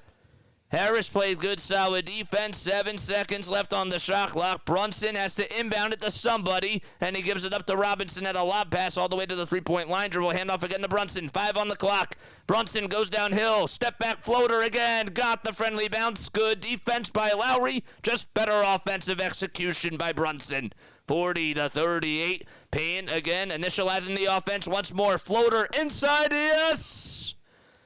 Payne able to provide a spark off the bench for Philadelphia. The flamethrower turning in to a sniper. 42-38. He's just so good at just providing offense for this team on and off the ball. And he's had the Midas touch tonight. Bogdanovich on the offensive side for the Knicks. Sixers got to play defense. It's blocked by Payne. Oh, Embiid got the steal. Harris back outside to Payne. Payne pump fake three-pointer once more off the mark. Harris with the offensive rebound. Puts it back up. He can't put it in. You got to do that, Toby. Oh, man, Miles McBride got the rebound. He's leading the charge on the other side. McBride wide open. Brunson for 3. Harris misses assignment, and Brunson makes him pay. Man, oh, man, Tobias Harris. He got an offensive rebound, could not finish it through traffic, down low, and then just leaves Jalen Brunson wide open for a 3 at the top of the key. It's 42-41. Embiid with the foul line jumper, puts up a shot, and he's fouled.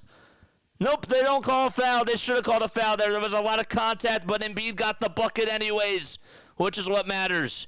44-41. How was that not a foul there? I don't know. Brunson gets the ball, tries to dribble through the trees. Runner is up by Jalen. Good box out by Embiid, and Batum grabs his miss.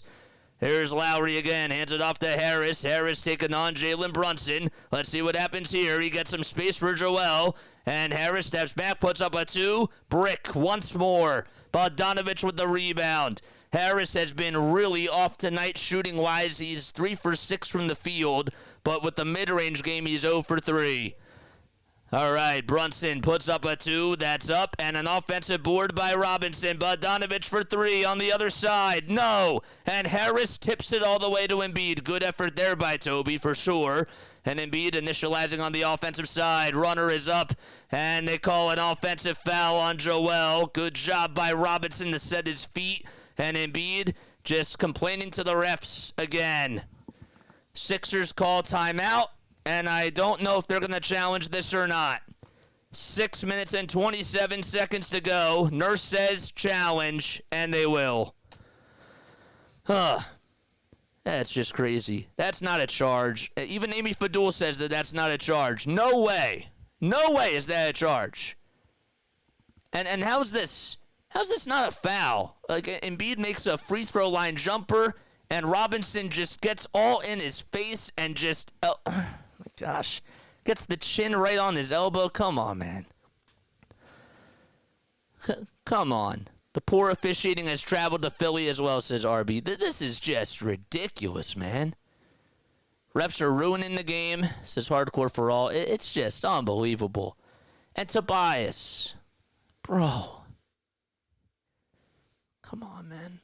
Gotta be better. It's just unbelievable, man. Hopefully you're all doing well, though, and having yourselves a very fantastic day. The name, of course, is Jason Joseph, and this is Play-by-Play with JJ. This is Game 3 of the Sixers-Knicks series. Lots of action between both of these teams, and there's certainly a lot more playing time to go.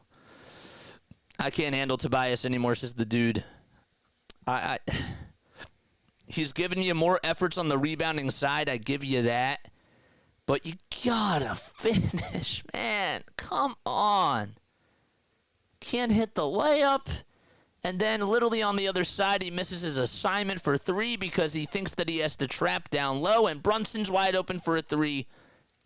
That cannot happen, man. Cannot happen.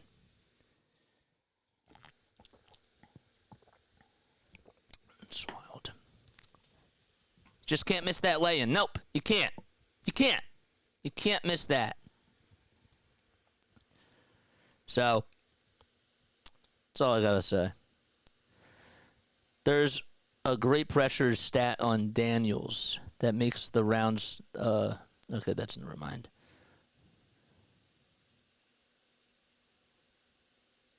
Amy Fadul just tweeted out, so not only is the challenge on the charge call not overturned, this wasn't called. What else wasn't called? Mo DeKill tweeted out something. I love the way the game has been called lately, but this has to be a foul. I get Embiid being mad there. Yep, they're going back to the foul line jumper. Again, I brought that up. I brought that up, man. I brought that up, too. All right, it's 44-41. Philadelphia leads it by 3. Tiago, man, what's going on? Tiago, what is going on, man? The Patriots are picking number 3, and it's Drake May from UNC. How about that? I did not think that they were going to go for Drake May. I thought that he was ranked a little bit lower in regards to all the quarterbacks, but that's what they decided to go with. Huh. Is that actually official? No, that's Ian Rappaport, so yeah, it has to be. Campaign 8 points in this quarter alone.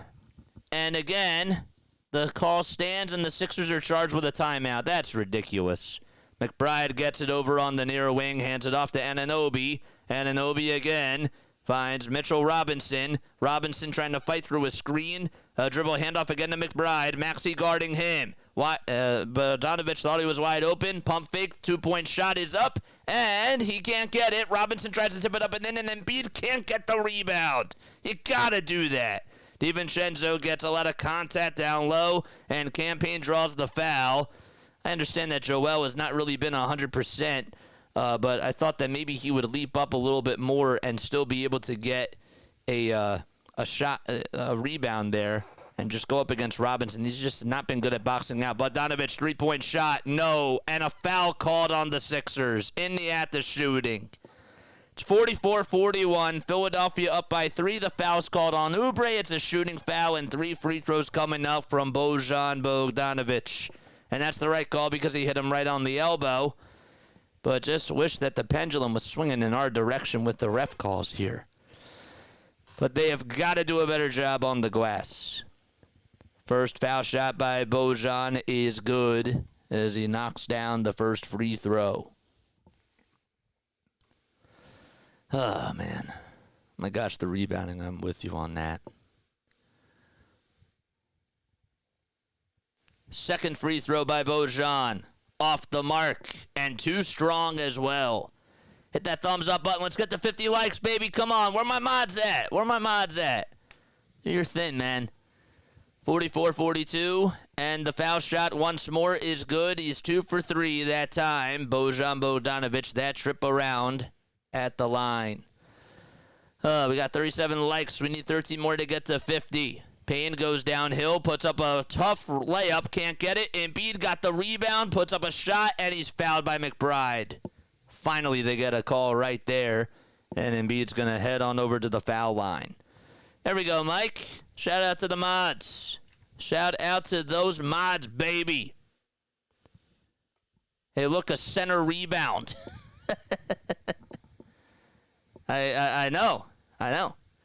44-43. Foul shot by Joel is just too strong. It hit the back of the rim just a little bit too hard.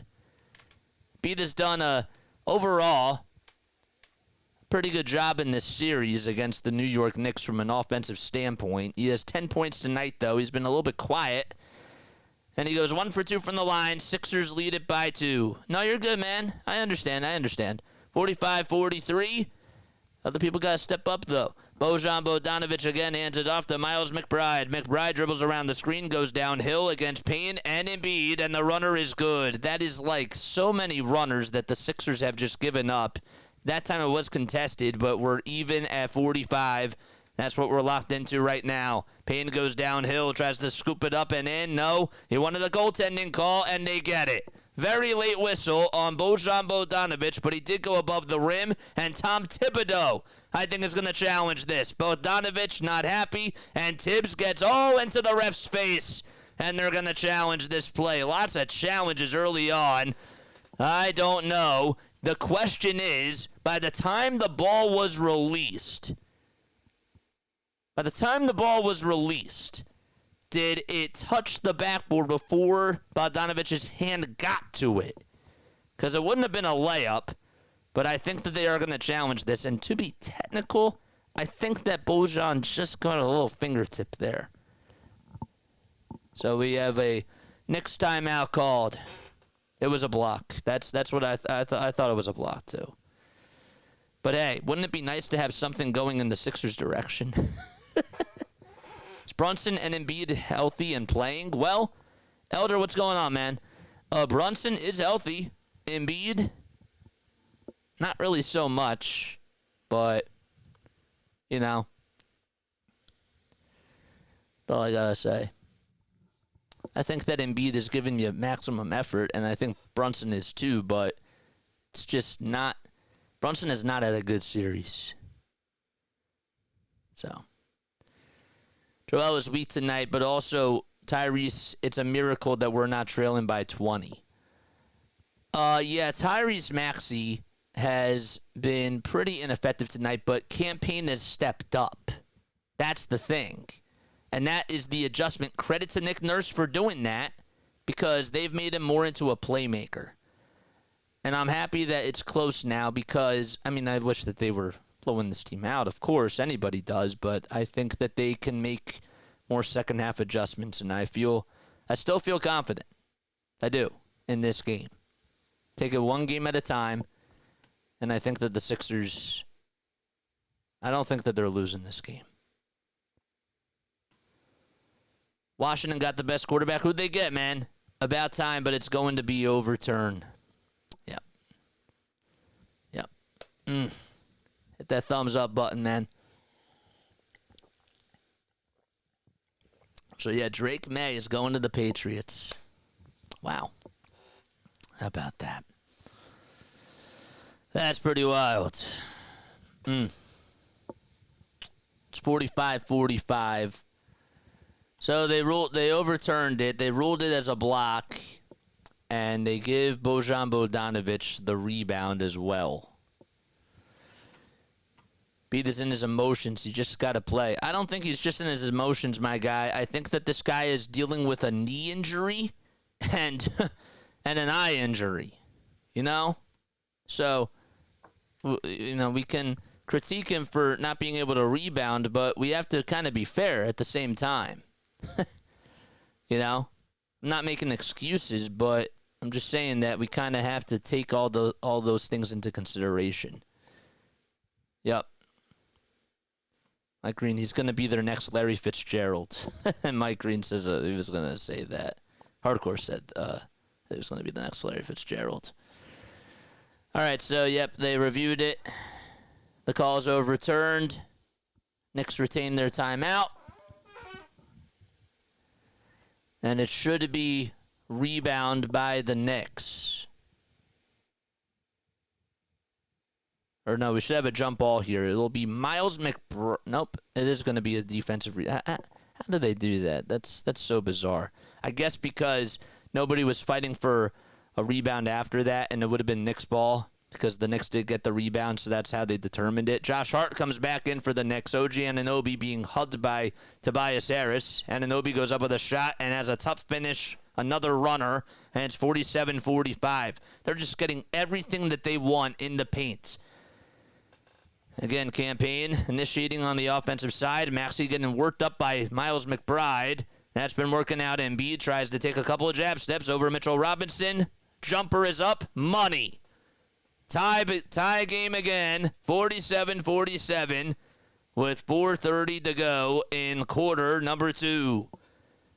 Again, Deuce McBride trying to initiate the offense once more. OG Anunoby being guarded heavily by Oubre, and he gets past him, and he throws it down. Oubre just could not keep up with him. He played good defense for a solid 2 seconds, and then Anunoby able to whiz and breeze by him to make it a 2-point lead for the Knicks. Embiid on the block as he gets it over on the near elbow, puts up a 2-pointer, and makes it somehow, some way. Robinson is a little bit slow. He's hobbling. It's 49-49. Robinson still hobbling, and a foul called. And I think a timeout called, actually, by the New York Knicks. Man, Robinson is hobbling on that foot. Joel just made a ridiculous shot. I don't know how he did it. 2 defenders were in his face, and yet he hit a nice turnaround jumper. And I think Robinson is headed over towards the bench. Wow. Timeout called. A 10-foot step-back turnaround jumper. With a guy that's on one knee, man. One knee. It's just insane. That's just wild. I work with a guy who has a head coach over in Philly. Can't remember what high school, but he coached against his father. He said he was unreal, says Mike Green. Huh.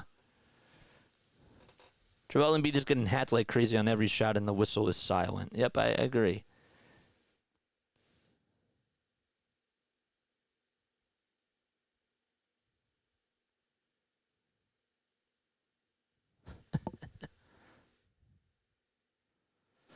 If you are new, though, make sure you guys like and subscribe and hit the notification bell icon. We need, how many more? Let's get to 50 likes, man. Come on. Let's get to 50 likes and let's get to 2,050 subscribers. Vince says we got this tonight. I hope you're right, man.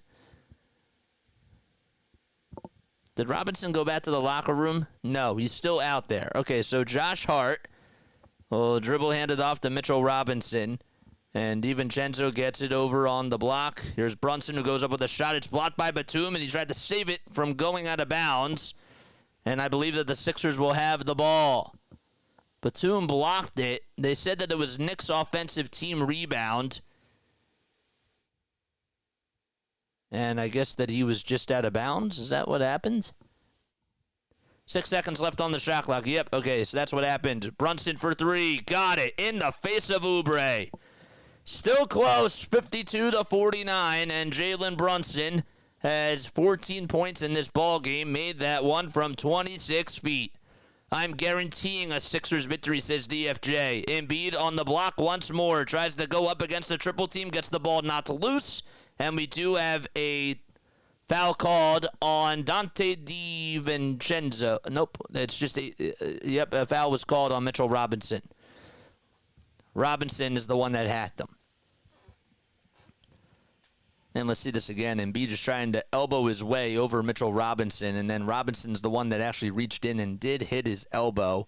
They are really just hacking Joel, trying to make him work for everything. First foul shot by Embiid is up and in, and the Sixers are back down by 2.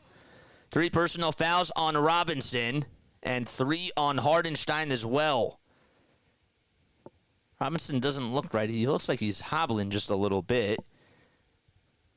But I think that this is what happens when you're playing in a very competitive series. Doesn't feel like that because if you look at it, just a 2-0 lead, that's what it looks like. But all these games have been really close. Embiid's line drive laser is good from the foul line as he goes 2 for 2. Joel with 16 points, 5 rebounds, and just 1 assist. He's shooting 10 for 12 from the free throw line, or the Sixers, I should say, are shooting 10 for 12, but he's been a big part of that. Brunson again, being tagged along by Batum. Brunson, foul line jumper over Nico. And it's a little short. Rebound goes to Harris. It's been pretty physical. Maxey got slapped in the head. They didn't call it. Embiid goes down low, tries to Euro step it. It's blocked, and the Sixers still have the ball. OG Anunoby with a clean block. He's able to just take it out of the hands, or swipe out a shot, I should say, on Joel Embiid. 17 seconds left on the shot clock, 2:51 to go. Sixers down by 1. It's 52-51. And, well, they need the role players to step up now. Embiid gets the inbound on the block. He's being guarded by Precious Achua, I believe. Embiid goes down low, step back, turns around, and he jab steps again, puts up a 2 once more. Oubre trying to fight for the rebound, and it goes out of bounds. Another play where the Sixers thought that they got fouled there. I didn't know if they did or not, but Brunson is being guarded heavily by Joel Embiid. Embiid wanted to communicate on the defensive side. Brunson gets it all the way to Josh Hart. Runners up, and a friendly bounce by the New York Knicks. I think Embiid was trying to, I don't know if he was calling for time or something, when Brunson was his matchup, but was not happy about that. Maxey steps back, puts up a tray. No. And Hart comes up with the glass. Josh Hart to DiVincenzo for a near wing. 3, air ball. Achua lost it. It goes out of bounds. Dante DiVincenzo in this ball game is just 0 for 4 from 3 with just 1 point. This guy was going off in the last game. It's 54-51. Tyrese Maxey, well, he's not going to inbound it, and the Sixers are going to call for time with about 1:58 to go. 54-51, and the Knicks are up by 3. I'll be right back. See you very soon.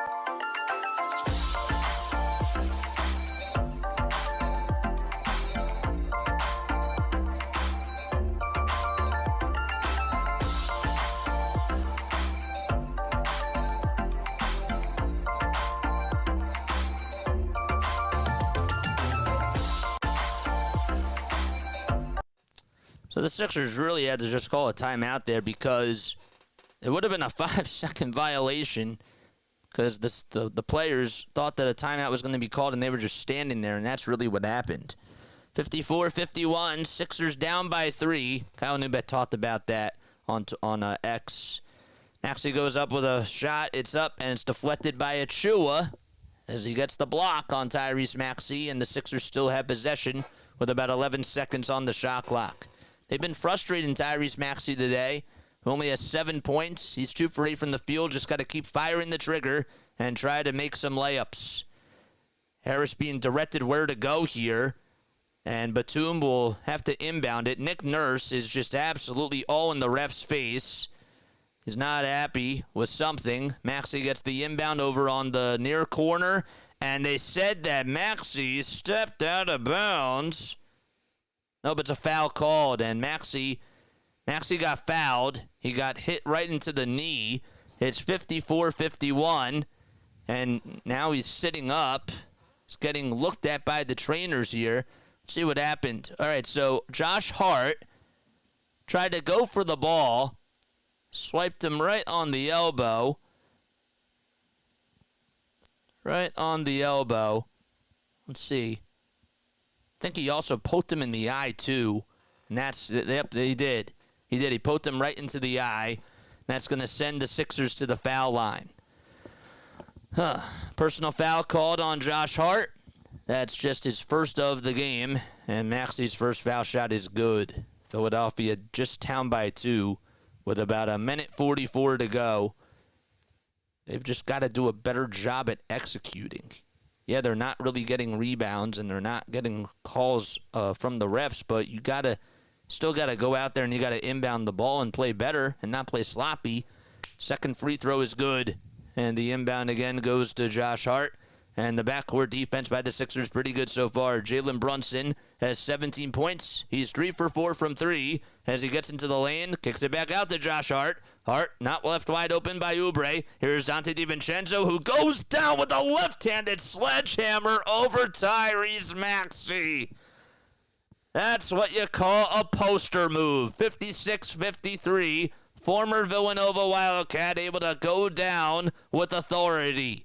Maxey steps back. Thought about taking the 3. Achua on him. Maxey goes down the lane, puts up a shot. Thought he was fouled. Whistles remain silent, but he still gets the 2 anyways. 56-55. There was a lot of contact down low, and of course he did not get the call.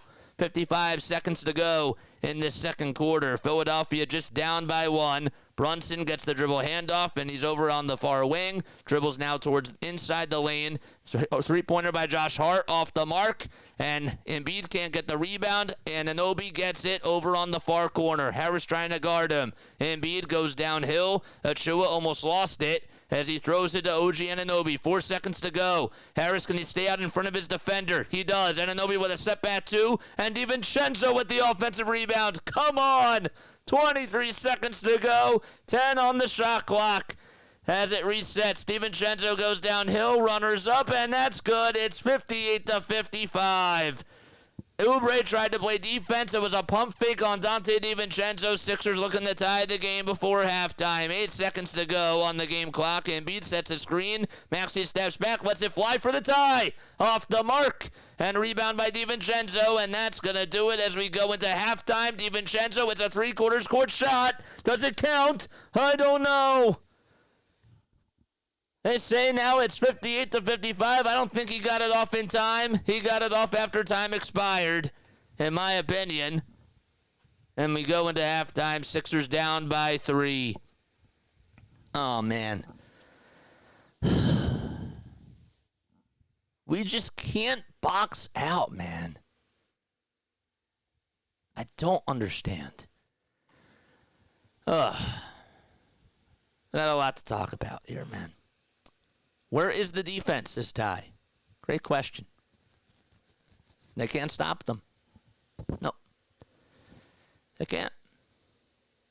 I know it's close. I just have a bad feeling. We were playing so sloppy. I thought that this would have changed. Yeah, okay. I'm not going to look at the chat for a second. I'm going to put the camera on me for really quickly because I have some things that I want to get off my chest. If you are just tuning in, first of all, my name is Jason Joseph, and this is Play-by-Play with JJ. We are live for every single Sixers, Phillies, and Eagles game. Hopefully you're all doing well and having yourselves a fantastic night. Hit the subscribe button and hit that thumbs up button as well. Well, what is the big storyline in regards to tonight? Rebounding has been a problem once again. During that last stretch, there were 3 offensive boards. There were 3 possessions. 2 offensive rebounds. DiVincenzo starts to be a little bit more explosive. He has fire in him. He only had 1 point with like 2 minutes left in that first half. I know that Embiid has 17 points, but it is not. He is not. He's just, something's up. Something's really wrong, and you can see it, and it's really sad.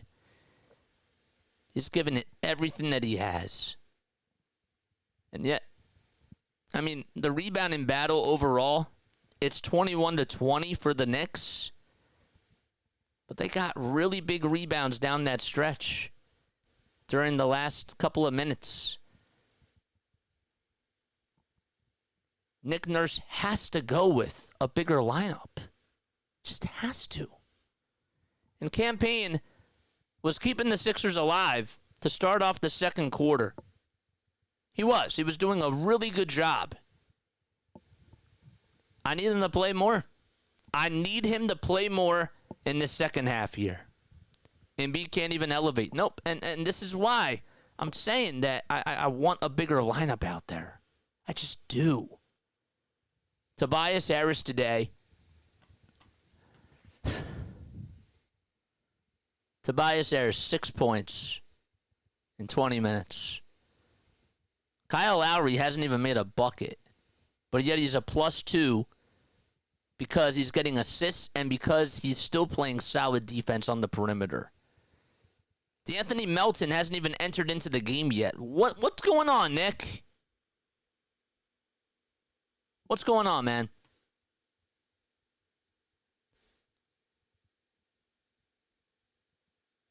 Batum had 3 rebounds, 2 assists, 1 block. Did have a nice little block at the end. I think it was on Josh Hart. Come on, man. Reed has gotten you 2 rebounds and 2 points in 3 minutes.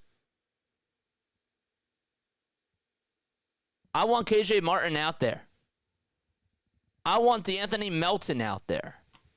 I want Campaign playing.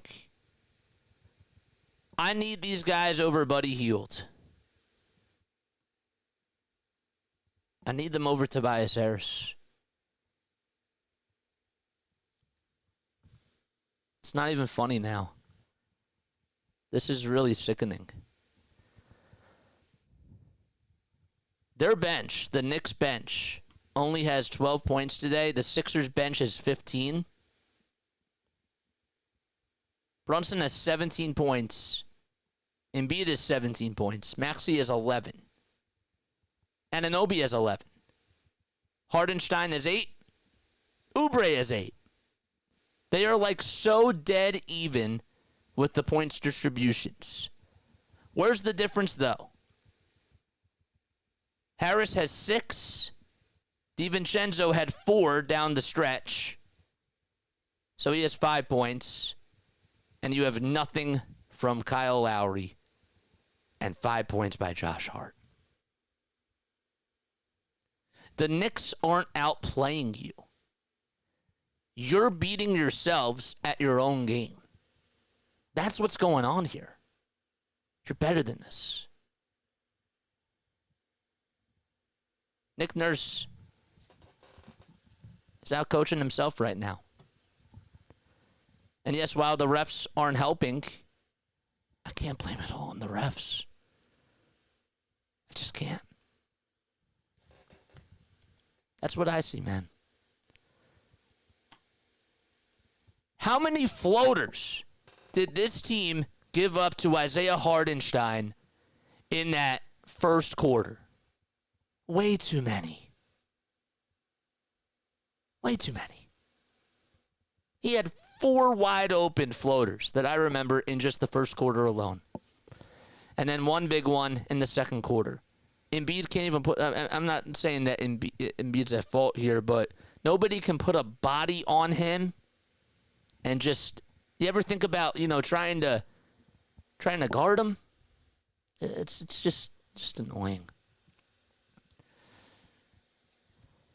Mike says this, and shout out to Mike on Twitter. Mike, I've been following him for a little bit of time. He does a lot of really good stuff for the Sixers. He said, quote, if Maxey was playing the way that he did in the first 2 games, this is a double-digit lead. He needs to get going.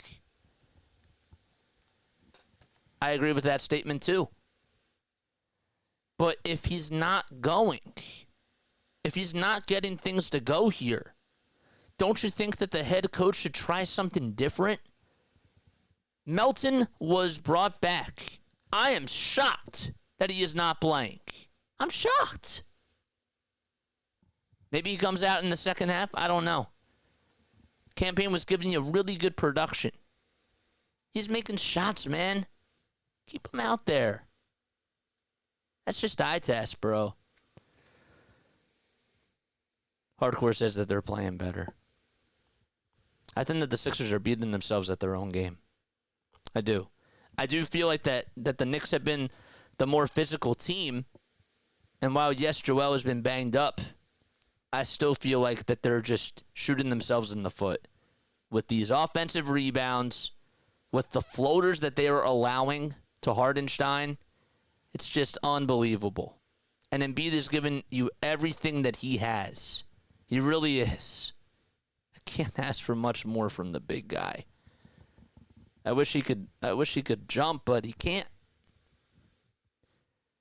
Does anybody really think that we are this bad? Steps away from the NFL draft to check in on the Sixers. What's up, Houston to Dave? What makes it worse is the fact that it's the freaking Knicks. I know. What makes it worse is that they literally have kept the games all close. That's what makes it worse.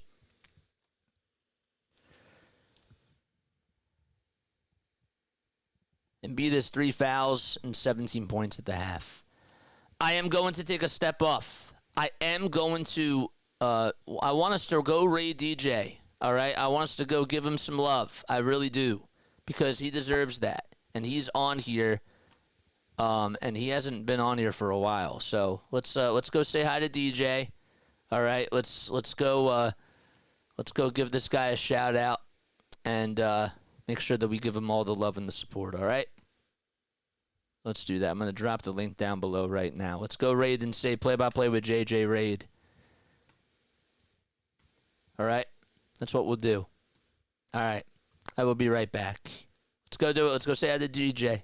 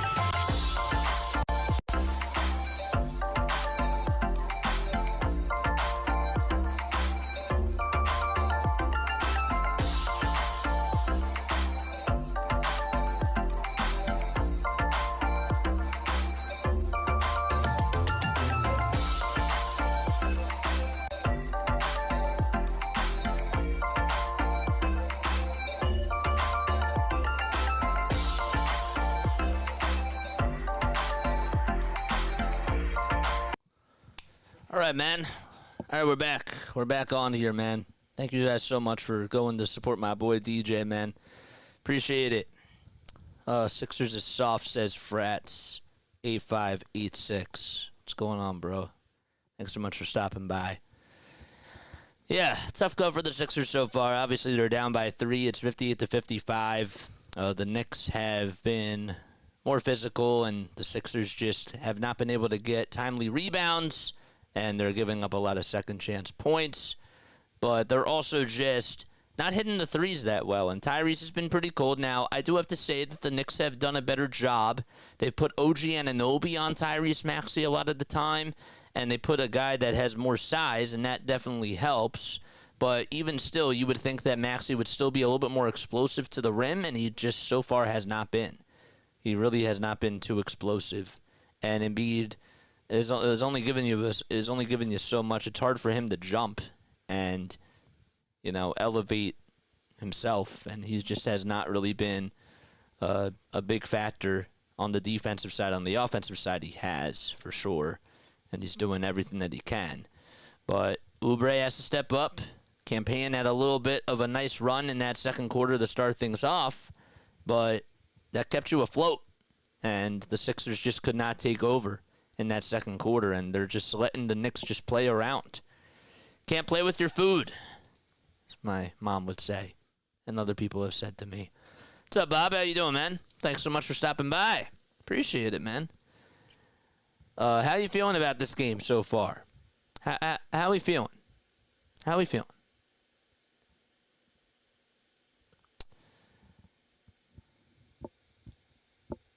It's just, I don't know. game's not done. What do the Sixers need to do in the second half? Rebound the ball? They got to do a better job. I feel like I say this all the time and I sound like a broken record. I need this team to just show grit. I just do. I need them to have an urgency to fight for loose balls. I feel like that they're not even going that extra mile. The one thing that we loved about Kyle Lowry was when he dove over the scores table. Do you guys remember that? We thought that, man, he's a dog. And he's a go-getter. If Maxey and Embiid aren't able to step up, I'm not saying that you have to fill into their shoes. But I just expected him to be a little bit more of a factor on offense. I really did.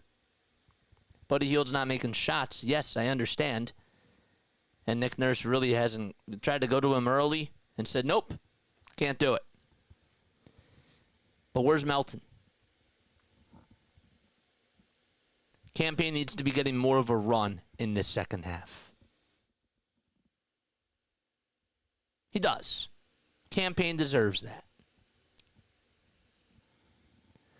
It's 58-55 as we go to the third quarter. All right. But you definitely need to do a better job on the glass. And the ball movement got really stale. It just did. When they go to a 2-3 zone, it's like this team just doesn't understand how to guard it, you know? Or sorry, how to get by it on offense. That I can't seem to figure out why. All right, 5 more subs so we get to 2,050. Come on, man. Hit that like button as well. Mods, do your thing. 17 points for Jalen Brunson in the first half. He's 7 for 15 tonight and 3 for 4 from 3. What happened to the Falcons?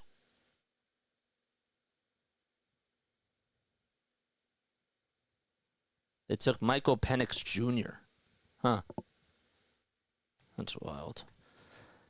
Wow. All right. So we start off the third quarter here. And Isaiah Hardenstein comes in for Precious Achiuwa. I find it interesting that the Knicks decided to go with him and have him play some minutes, but I guess that's because Robinson and Hardenstein were getting into some foul trouble. Sixers and the Knicks have both of their starters out there. So we're starting things off now in the second half.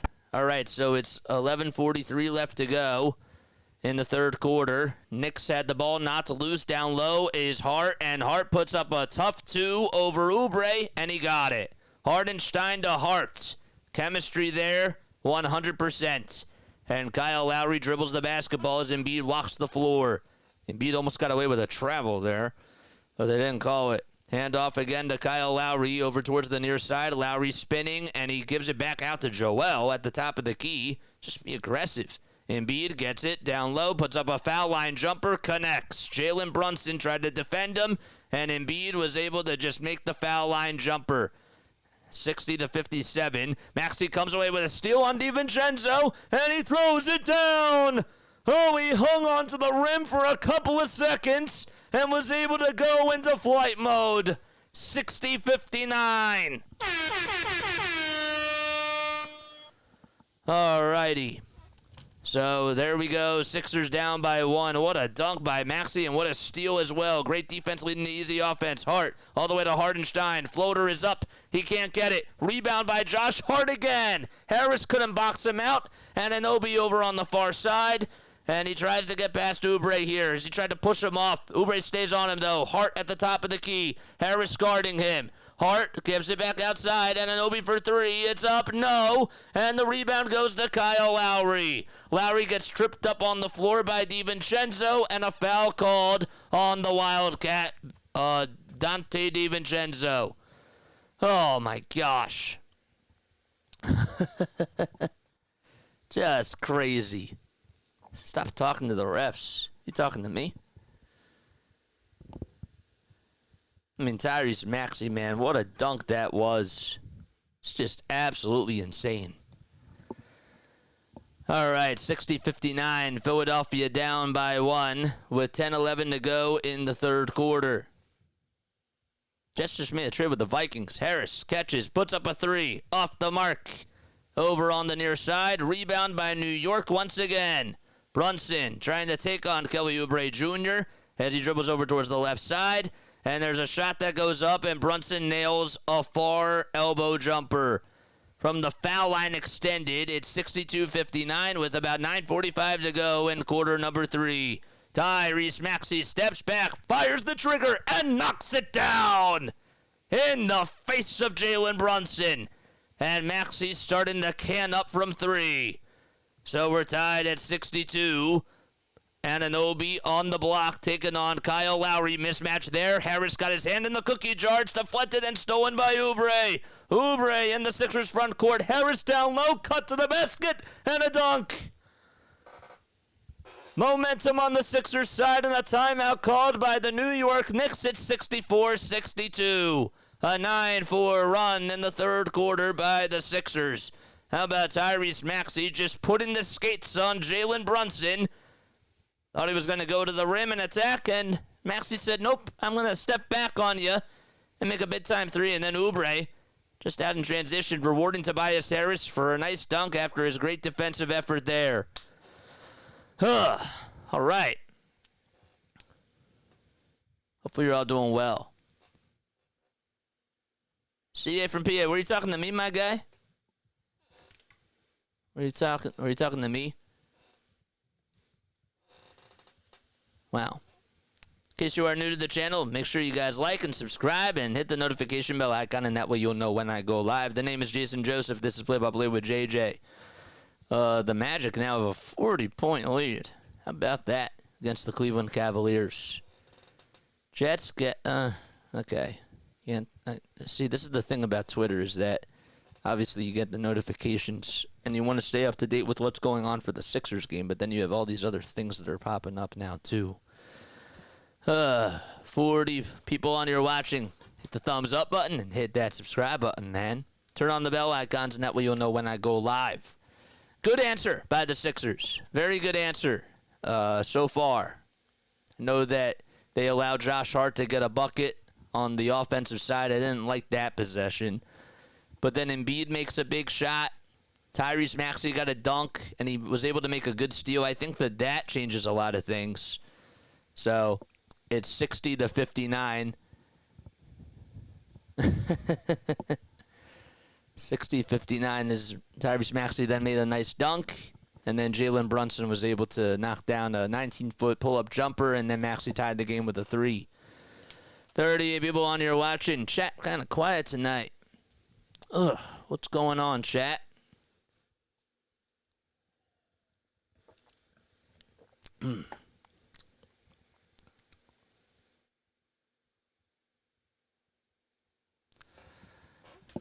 All right. So the Sixers lead at 64-62. Game 4 is going to be on Sunday afternoon at 1 o'clock p.m. Eastern. I'm not a fan of the 1 o'clock games. Not a fan of the 1 o'clock. Bob says I'm just locked in. Yeah.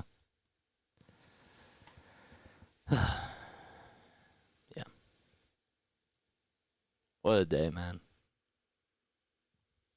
What a day. I'm back and forth with you in the draft.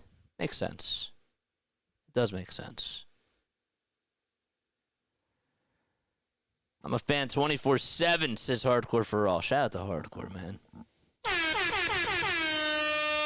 Usually I work, so can't make the early games. Yeah. I mean, I'm just saying. I wish that they, I don't like the 1 o'clockers. I really don't. The Sixers entering tonight just had 17 points off their bench, and the Knicks have had 58 points off their bench. Tonight it's even at 13, almost dead even. Sixers have 13, the Knicks have 12. Brunson gets a little runner, and he puts it up and floats it in. So we're tied at 64 apiece. And Jalen Brunson able to knock down an 8-foot runner. Embiid hands it off to Lowry. Kyle Lowry being guarded heavily by Brunson. Embiid gets it on the block against Hardenstein. Double team coming. Lowry tries to get it. It's not loose, and it goes out of bounds. Lowry lost it, and the Knicks will get the ball back. Another careless turnover by the Sixers. And Dante DiVincenzo will try to dribble it up for the New York Knicks. Sixers playing a 2-3 zone as Embiid's at the top of the key guarding Isaiah Hardenstein. Brunson again goes downstairs, floaters up over Embiid, got it. Again, it's just like automatic. Every time he puts up a floater, it just goes in like he's Steph Curry, 66-64, and you just can't stop him. Embiid with a foul line jumper. He answers back. Hardenstein didn't even put a hand in his face, and Joel makes him pay for it. 8 minutes and 8 seconds to go. Embiid looks pretty. I don't want to say he's tired, but definitely looks a little bit. Definitely looks a little bit slow out there. In this quarter so far. DiVincenzo puts up a 3-pointer, and he thought he was fouled. It goes out of bounds though. So Dante DiVincenzo not happy with that, and there was certainly a little bit of contact. It's 66-66, 7:45 to go. Maxey gets it over on the far side, and he almost got tripped up. He tries to lay it up. He can't make the layup, and he thought he was fouled there too, but that was on both sides. Hart goes up for 2 on the other side, and they don't call that. Embiid back out to Maxey down low, and Maxey throws it down for 2. At least they're starting to be kind of fair on both sides. And the Sixers take a 2-point lead with about 7:23 to go in quarter number 3. Brunson over on the far wing puts up a 3 over Oubre Brick. Embiid with the board, didn't even have to jump it, landed right into his lap. Tyrese Maxey in the Sixers front court gets a screen set by Embiid, could not take a 3. Good job by Isaiah Hardenstein to react. He's now guarding Tyrese Maxey, who steps back, pulls up from the parking lot, and hits it in between the rings. Timeout for the New York Knicks, and Tyrese Maxey getting the crowd going with a 5-point lead. That's awesome. That's great, man. That is so awesome. Nice shot by Tyrese Maxey. The kid just showing up to the party when it matters.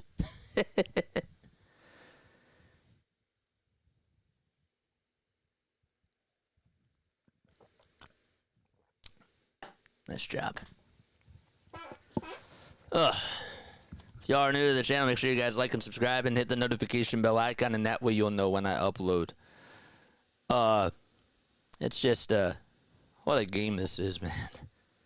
What a ball game. Just a crazy series between these two teams.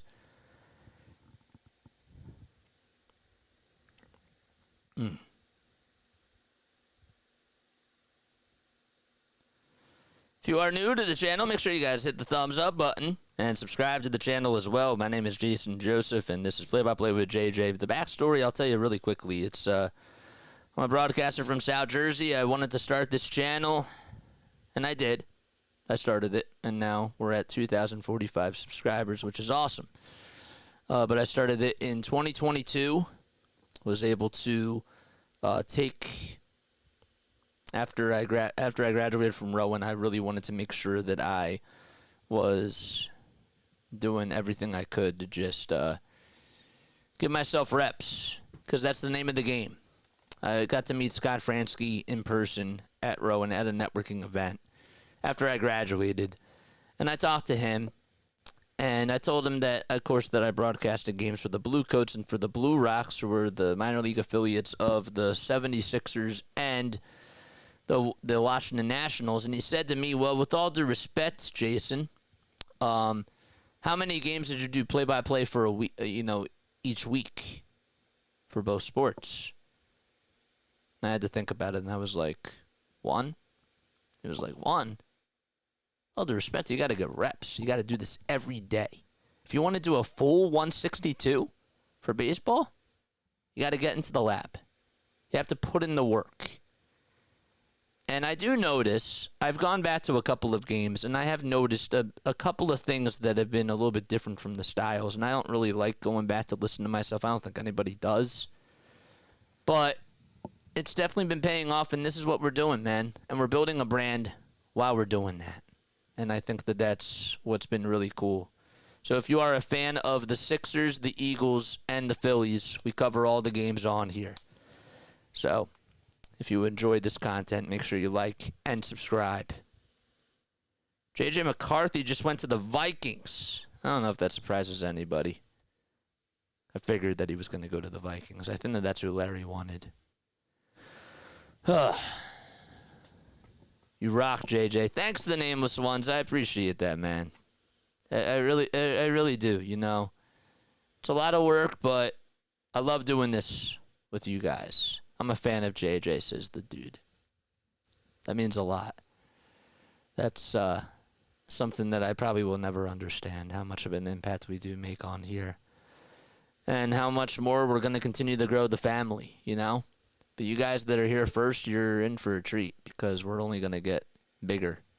And we're only going to grow the channel even more. Jalen Brunson gets the inbound. Hartenstein's at the top of the perimeter. 5 seconds left on the shot clock. Hart gets the drop-off pass. He's on the near wing. Steps into a three-pointer. Over Tobias Harris. Brick. And Maxey got the rebound and got pulled down to the ground by OG Anunoby. Literally just grabbed his leg and just pulled him right to the ground. Anunoby, I think that was a little bit excessive there. Tyrese Maxey has to tie his shoe, his right shoe there, as he hears the boos, OG Anunoby that is. Let's see this again. So, yep. Just landed, actually, no, he just landed on his back foot. Just landed right on the back foot. He didn't grab it. I thought that initially that he did from the angle that I saw, but no, he got twisted and turned. That's what happened. Oh, anyhow, it's 71-66. Philadelphia still has the ball, so they just called a personal foul on Anunoby, and the Sixers trying to extend their lead. It's a 5-point lead, and another whistle called. It's going to go against the New York Knicks here. It'll be called, I believe, on Brunson. And there was another foul. So, yeah, so OG Anunoby was trying to go for the rebound and just landed with his back down on Tyrese Maxey's right ankle. 71-66, Harris lost it as it was deflected. It goes out of bounds. Dante DiVincenzo was the one that deflected it, and the Sixers will still have the ball. Apparently, according to John Clark, Mitchell Robinson is out for the rest of the game. And now Austin Krell just talked about it. So the Knicks are not going to have Mitchell Robinson. And the Sixers have a little advantage there. Lowry gets the inbound pass, puts it up and in. Good play by Maxey and a good play call by the Sixers. A 9-0 run over the last 2 minutes and 10 seconds. Brunson tries to go over towards the elbow. And Hart left wide open. He goes downhill, puts up a 2, and nails it. A layup it was over Joel Embiid. Not bad defense by the big guy, just better offense.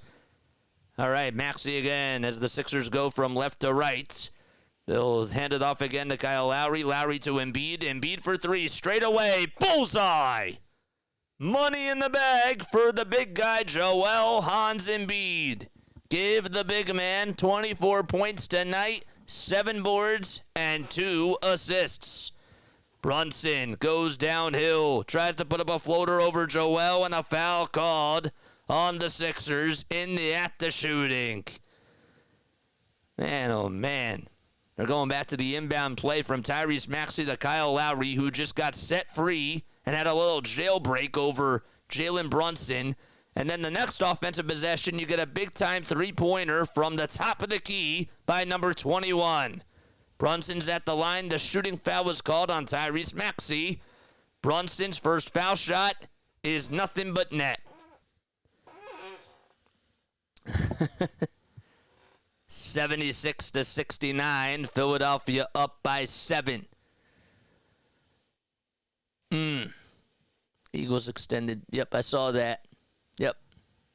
22 points for Brunson. He's had a better shooting night. He's 9 for 18 from the field. And now makes another foul shot. Has been near perfect from the line. It's a two-possession game. Philadelphia in the lead by 6. Maxey with a behind-the-back bounce pass to the big guy. Embiid for 3. Puts it up and nails it again. From another area code. The Joel Embiid takeover mode has come all the way to Philadelphia in this third quarter. Hardenstein with a little silencer as he fizzles his way through with nobody on him, and he slams it home. 7-point lead now for the Sixers as the Knicks get a 2 back.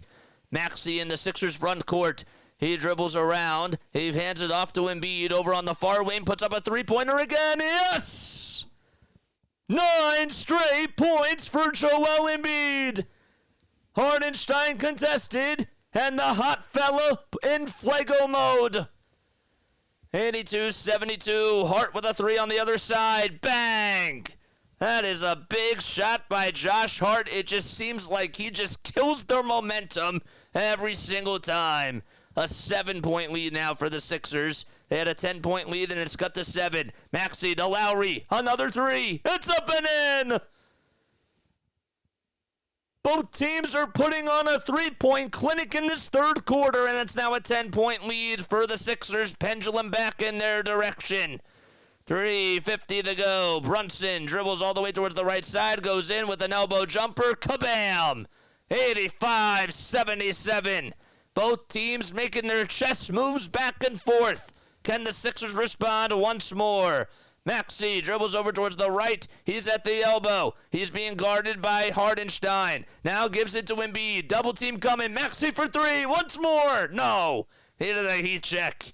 And the bounce goes all the way to OG Anunoby, who goes down low, bulldozes his way, kicks it out to Hart. Wide open 3 again, and Josh Hart nails a wide open triple.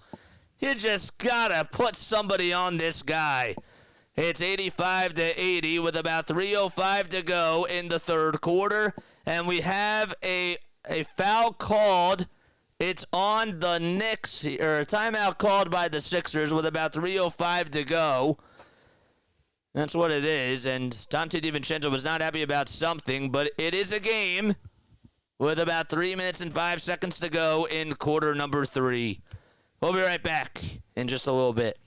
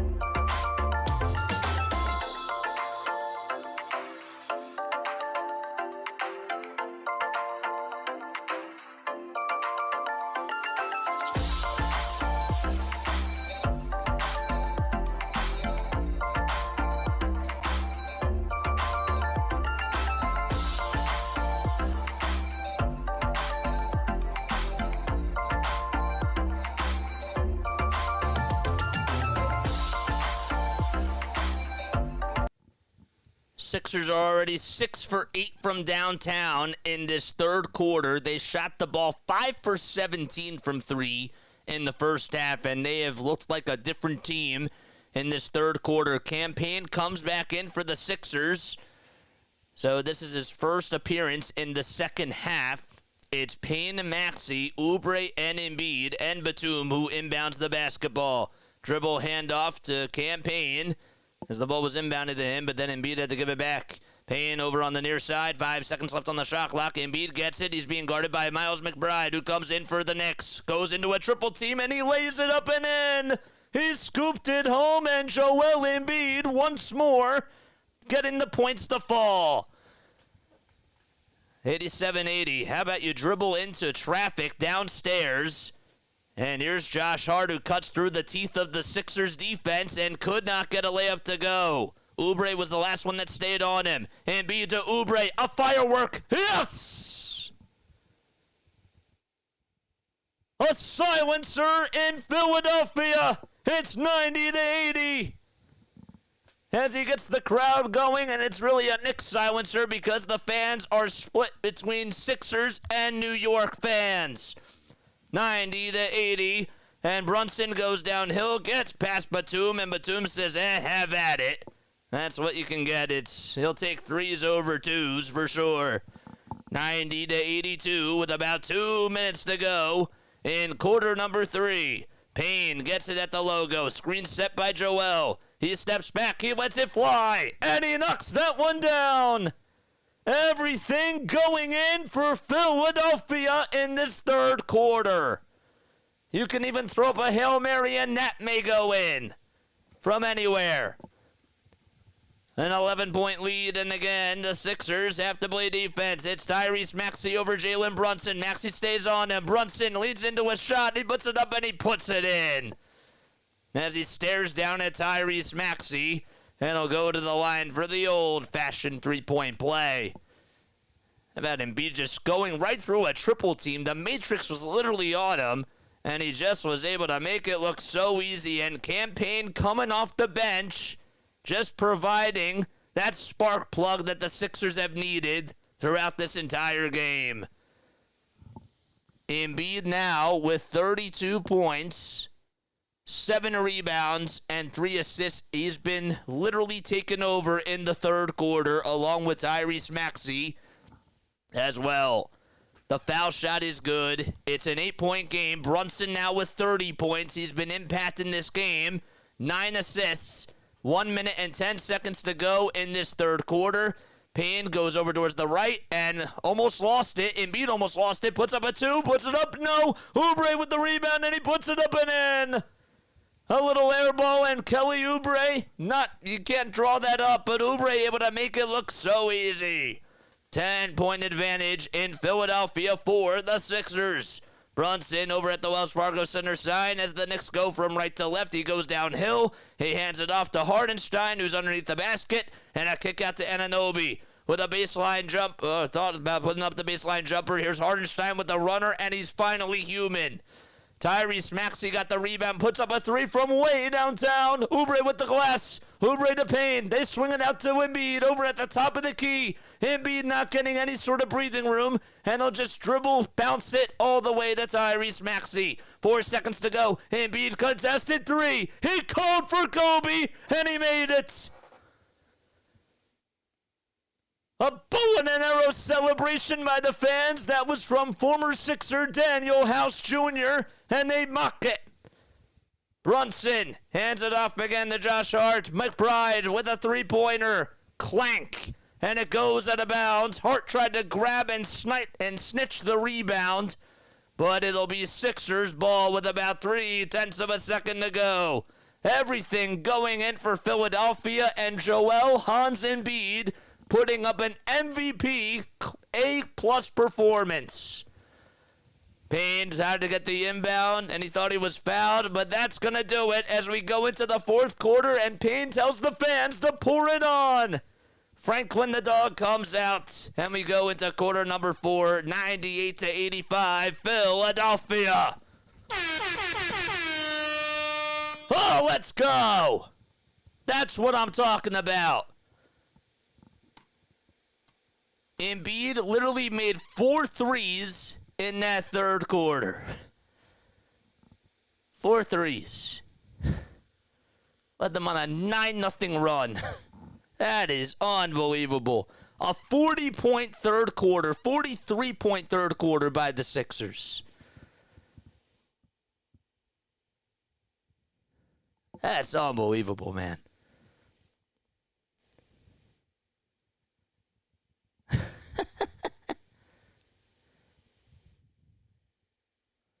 If you are new to the channel, make sure you guys like and subscribe.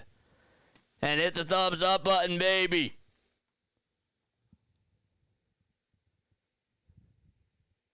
It's really crazy. All right, I'm going to ask you a Sixers trivia question. If you get it right, you'll hear this. If you get it wrong, you'll hear this. Okay. Today is April 25th.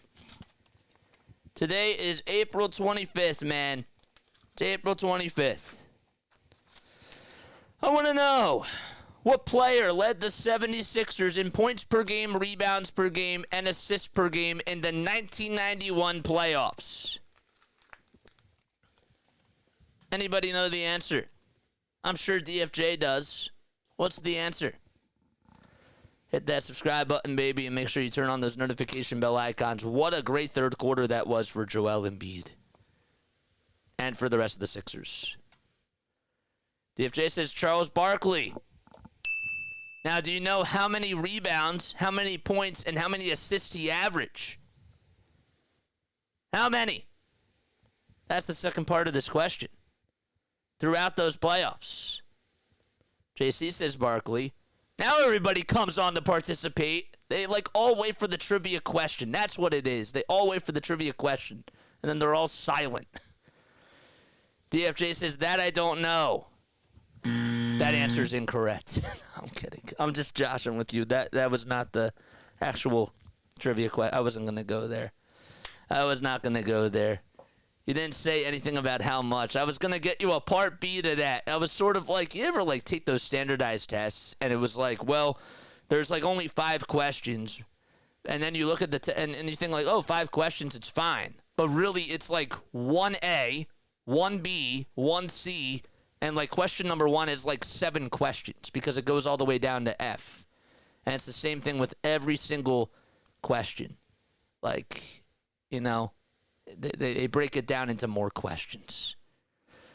Ryan Rose says 25, 11, and 6. I honestly don't know. I really don't know. Is that even correct? Can somebody fact check that for me? If somebody could do that, I would really appreciate that because I'm trying to be off my phone a little bit more. I really am.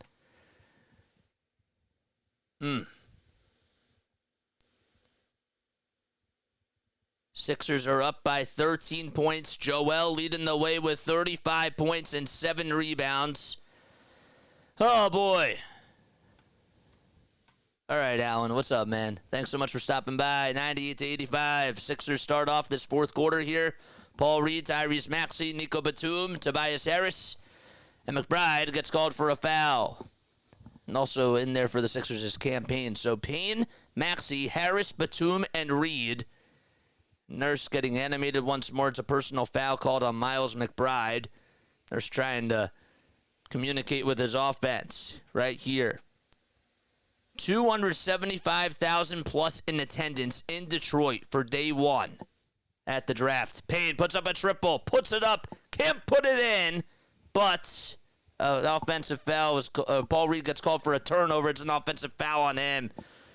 Thought maybe he got fouled in the act of shooting, but that was not the case, and Paul Reed just gets called for a turnover on an illegal screen. Hart, Brunson, Achua, Bogdanovich, and McBride out there for the New York Knicks. Brunson, downhill to Achua. Look out below as he throws it down in flight mode, and it's an 11-point lead for Philadelphia. 98-87. Knicks able to come up with a 2 there. That was a big 2, and Achua tried to just part the Red Sea, and he was not coming down for a couple of seconds. All right, so we're 36 seconds into this fourth quarter. Sixers down in the series, 2-0. Maxey gets past the trees, and he scoops it up and in on the right side of the baseline.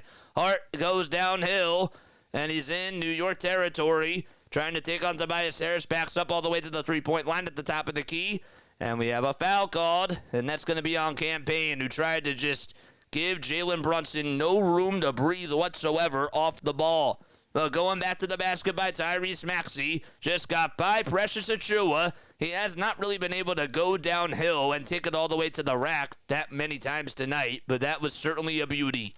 100-87. Sixers getting to the century mark first. Jalen Brunson again dribbles all the way over towards the right. Batum has played good defense on him, and now Tobias Harris gets on him. 3-point shot by Brunson. It wasn't even close. Didn't even hit the rim. Nothing. Batum with the board, and Tyrese Maxey gets the handoff from Nico. Again, Maxey tries to throw it. It gets deflected into the backcourt. Tyrese Maxey tries to fight for it, and Bogdanovic leaps down low, and it gets tipped out of bounds by Bojan Bogdanovic. 48 people on here watching, man.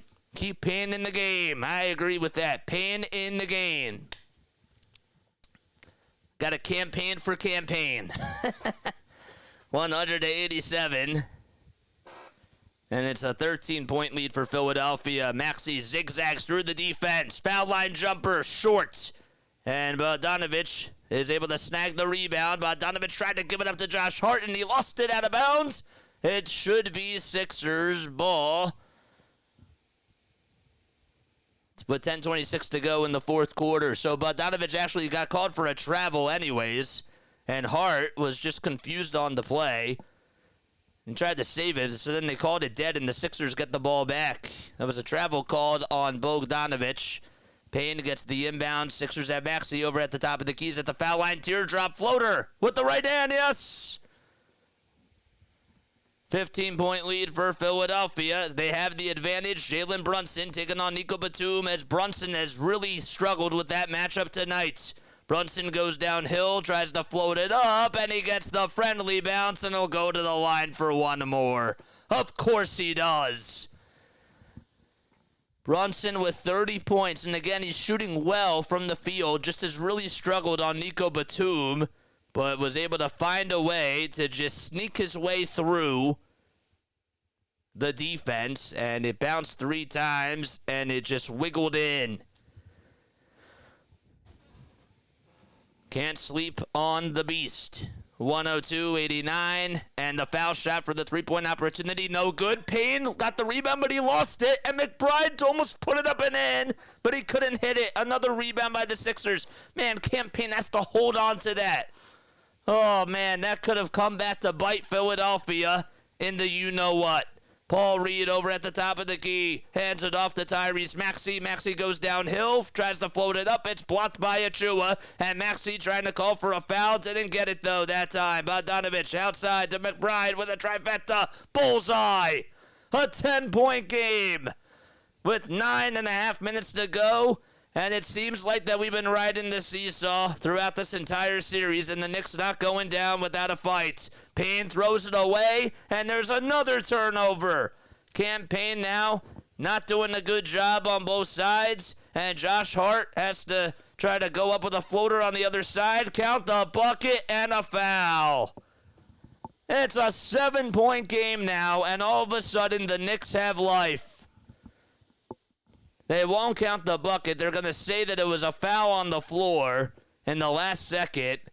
How about Cam Payne, though? I do have to give him credit. Even though he could not hang on to the rebound, he did make a block there on the offensive layup. Brunson gets the inbound, gets it not loose. Sixers think that they have the ball. Allen Iverson even signaling for a charge. Nope, and it's going to be Knicks ball. As they get the inbound over towards the near corner, dribble handoff again to Achua. And Achua back out to McBride on the short corner for a 2. Deuce McBride can't get it. Harris corralled the rebound over Josh Hart. There you go. Harris and the Sixers trying to attack on offense. Harris turnaround jumper over Brunson. Too short. Reed tried to get the rebound. Brunson falls out of bounds. And a foul called on Paul Reed. 8 minutes and 45 seconds to go in this fourth quarter, and it's about to get even more dicey. Sixers have given up 3 fouls in this quarter. The Knicks have only allowed 1 foul. Hart will inbound it again for the New York Knicks, who are down by 10. Got to put Joel Embiid back in the game. And honestly, to be honest with you, Campaign need to head back over to the bench. And I think that's what's going to they're going to put Tyrese Maxey now on the bench, and Kyle Lowry's going to come in for him. Surprised. Huh. Lowry, Reed, Payne, Harris, and Batum. Brunson gets it going down low, puts up a shot, won't go. Reed with the rebound. Oh, man, Jalen Brunson just got stuffed at the rim there. And Kyle Lowry trying to put the Sixers out on top again. They're actually up by 10, but he wants to give them a little bit more of a cushion. Harris to Payne. Payne down low to Reed. Good ball movement by the Sixers. Reed goes up with it. He gets it blocked by Josh Harris, and 5 seconds are left on the shot clock. It'll still be Sixers ball. Embiid was in the locker room. Didn't even realize that. But he came out of the tunnel with 8:12 to go. He went into the tunnel. And I had no idea why. Didn't even talk about it on Twitter, but Paul Reed's going to go to the line. We do have a shooting foul called on Josh Hart. Reed at the charity stripe, and he puts up the first foul shot and can't hit the free throw. Hit the front of the rim. I thought maybe it had a chance to go in, but it was just a hair too strong. Close but no cigar. Hardenstein will sub back in for Precious Achiuwa. And Philadelphia trying to go put their foot on the gas. And Reed puts up the second foul shot, and he nails that one. It's 103 to 92. JC said he needed some snacks. 103 and 92. Brunson gets it over on the left side. He goes downhill, floats it up. Can't put it in, but Hardenstein, second time, got it. Nobody could box him out, and it's 103-94. Got to do a better job of closing out on the rebounds. Payne downhill to Paul Reed, and Reed gets called for, thought maybe he was going to get called for a travel, but there was a foul called, and that's going to go on, it's gonna go on the New York Knicks, and Joel Embiid's going to sub back in for B-Ball Paul. And the scoring app has been really slow. Payne will inbound it to Joel Embiid. And he gives it back off to Campaign once more. Embiid with a screen once again. He's at the top of the key. Tries to put up a three, and he puts it up. And Hardenstein gets called for a foul. He puts his hands up. There were about 4.5 seconds left on the shot clock. And Joel is going to go to the line. Let's see if his foot was on the line when he put up the three. I think that's a three-point opportunity. I do. It is a shooting foul, technically speaking. And that's now 5 personal fouls. 103 to 94. Joel Embiid really did a spectacular job in the third quarter playing hero ball. 35 points for him as he makes one of his free throws. He's 1 for 1 at the line with 3 attempts this trip around. Achiuwa steps back in for Hardenstein. Second free throw, right on the money as he nails it. 55 people on here watching. Close, lol, no cigar. Yep. 105-94, 7:33 remaining in quarter number 4. I said Joel gets 40 tonight. Well, I didn't think he was going to get 17 in the first half and have like 23 in the second half. That's pretty insane. He already has 37. Third foul shot coming up. Oubre comes back in for the Sixers, and the foul shot is up and in. Give the big man 38 points. A 12-point lead for Philadelphia. They got to get back on defense. Achiuwa tries to set a screen, and he goes downhill, and Lowry takes the charge. Achiuwa tried to be aggressive, and Kyle Lowry once again planted the seed and got ran over like a bulldozer. 7 minutes and 20 seconds to go in quarter number 4. Lowry just doing a good job at setting up the action. He knew Achiuwa was going to go downhill, and he was like, I don't care. A guy that's about 6'9", and he weighs maybe 230 pounds or so. I don't care. Take that on me. 106-94, Philadelphia with the rock. Embiid thought about going up with the foul line jumper, passes it to Oubre, and he puts it up and in. The magic by Joel Embiid as he pulls a trick out of his hat. Here is Jalen Brunson, who always is able to come up with a lot of things in his bag of tricks, and he passes it and he throws it all the way to Achiuwa, and Achiuwa could not get the shot to go. And it's going to be Sixers ball as it goes out of bounds. All right. 108-96. And Lowry gets a screen set by Embiid. He goes into the foul line lane. Embiid puts up a triple again over Brunson. Yes! Number 21 has been heroic tonight once again in Philadelphia. It's 111-96. Brunson passes it back out to Hart for three on the near corner. Bang! Oh, man, they just continue to leave him wide open, and he just continues to be a monster for them in their system. It's a 12-point game. Lowry goes down low. Batum back to Embiid, and Joel goes downhill, draws up a triple team, and a foul called on the Knicks. They will call the foul on Achua. It is a shooting foul and a timeout called by Nick Nurse as the Sixers lead it by a dozen. Embiid with 41 points, 7 rebounds, 4 assists, and he's now 5 for 7 from 3. Be right back.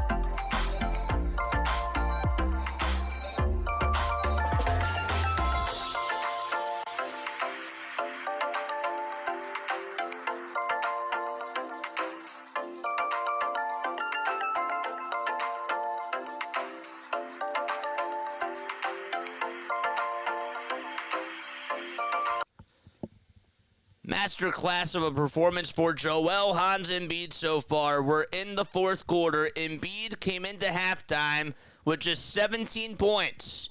And since then, he's put up 24 in the second half. He's shooting 5 for 7 from 3. How about this? This is now a new playoff career high for Joel Embiid in regards to his total amount of points.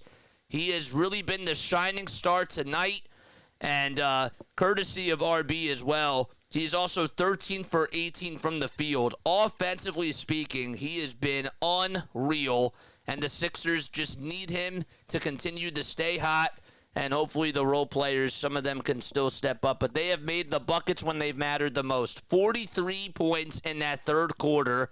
That was gigantic.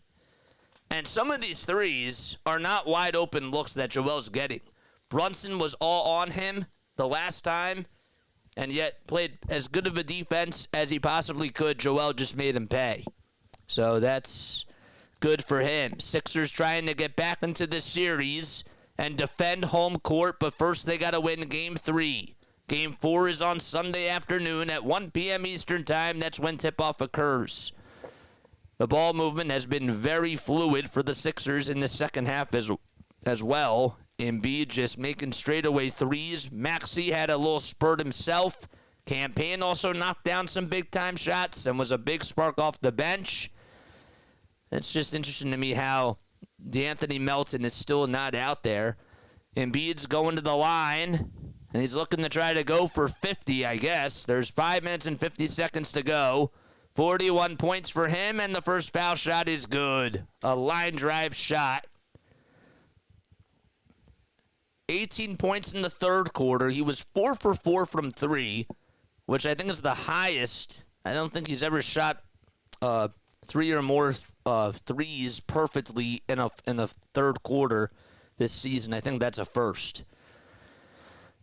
Embiid with a second foul shot, puts it up and he puts it in. So Thibodeau not so happy with his ball club as the Sixers lead it by 14 points, 5:45 to go in quarter number 4. Brunson hands it off again to McBride. McBride over on the near wing, hands it off to Achua. Precious Achua back out to Jalen Brunson. Brunson to Anunoby, 5 on the shot clock. Anunoby gets a little bit of breathing room, and he'll try to go up with a shot, or actually he'll kick it out to Josh Hart for a wide open 3 once more, and the offensive rebound by Josh Hart. Hart back outside, Anunoby for 3 again, and he's able to hit it from another area code once more. Sixers were trying to go out in transition, and nobody could box out Josh Hart. It was a deep 3. It clanked off the front of the rim. Easy rebound, and an easy second chance opportunity. Lowry on the near wing. Bouncer to Embiid. Embiid skipped past to Batum for a near corner 3, and Batum could not hit the tray. Brunson with the rebound. Sixers have to do a better job. 3-pointer by Anunoby again. Yes! A 6-0 run, and the pendulum swinging in New York's direction now. 113-105. Tyrese Maxey gets a screen from Embiid in the backcourt, and Maxey is at the logo. 4:35 to go in the fourth quarter. Maxey trying to dribble around Joel as he's over on the left side. Embiid goes downhill. He's a bulldozer, and he can't get the shot up, but there is some contact down low, and a foul called on the Knicks. It's on Precious Achua once again. Achua with just 4 points. He's 2 for 2 from the field, and Embiid's going back to the charity stripe once more. At least the Sixers are just making their shots. That's what matters. If they weren't, they'd be probably getting blown out in this game because the Knicks are just getting the timely possessions. 114-105 as the first foul shot by Joel Embiid is good as gold. So that makes it a 9-point game. 4:27 to go in the fourth quarter. Both teams do have 2 timeouts remaining. The foul shot by Joel the second time, that's good as well. 44 points for Embiid. He's 13 for 18 from the field still, and has made almost all his free throws. Brunson finds Hart, and they have a little 2-man game as he's taking on Kyle Lowry, and we have a foul called on Lowry. And, well, the Sixers, that is their 5th foul. So now both teams are in the bonus, and Brunson's going to make his way over to the free throw line. Do not take that foot off the gas pedal. It's 115-105. Brunson heads over to the line to shoot a pair of free throws, takes 2 dribbles, stares at the rim, and puts it up and in.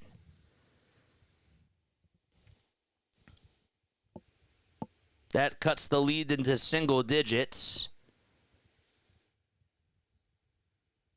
Philadelphia trying to do everything that they can to just make their shots and give the ball to the big guy. Lots of foul trouble for Hardenstein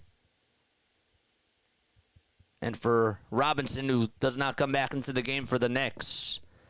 It's 115-107. Had to keep that in mind, too. 8-point game. Sixers have the lead still with 4 minutes to go. Maxey dribbles over towards the right side. Little bounce pass to Embiid as he gets double-teamed. Puts up a shot over Hardenstein. Puts it up. Can't get it. Rebound by OG Anunoby.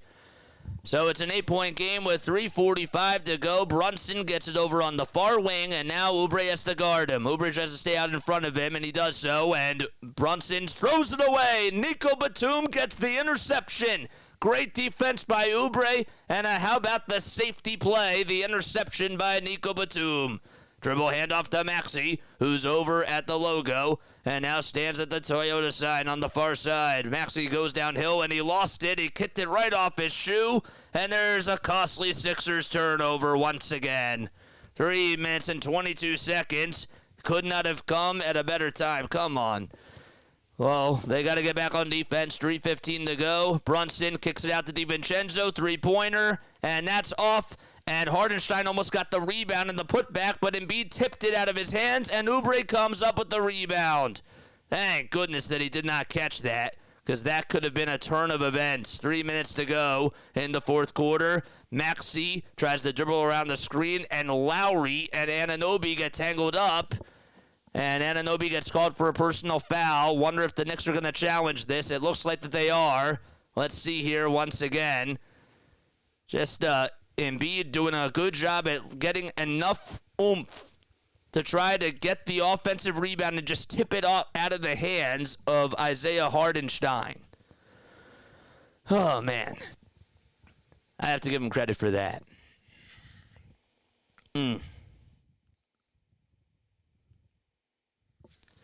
If you are new to the channel, hit the thumbs up button, hit that subscribe button, and turn on the notification bell icons, and that way you'll know when I go live. My name is Jason Joseph, and this is Play by Play with JJ. 50 people on here. Hit that thumbs up button, baby. Let's get to 2,050 subs.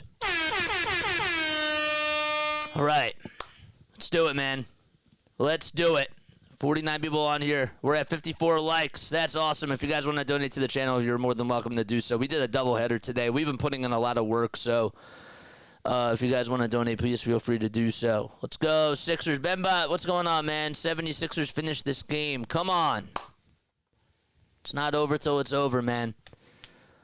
We've seen costly turnovers and what can happen in a game during the last minute. And let's hope that that does not repeat itself tonight. They put up 43 points in that third quarter, just 17 in the fourth quarter. Just got to execute down the stretch here. 2:57 to go. Still plenty of time. Still plenty of time. Brunson has 34 points and 13 assists. And he's shooting 50% from the field, but it still doesn't look like that he's himself. I still think that the Sixers are doing a good job on him defensively. They're making him scramble. They're giving him different looks. And he's just not, he's making tougher shots. Just is. It's not getting easy buckets. What's up, Ty?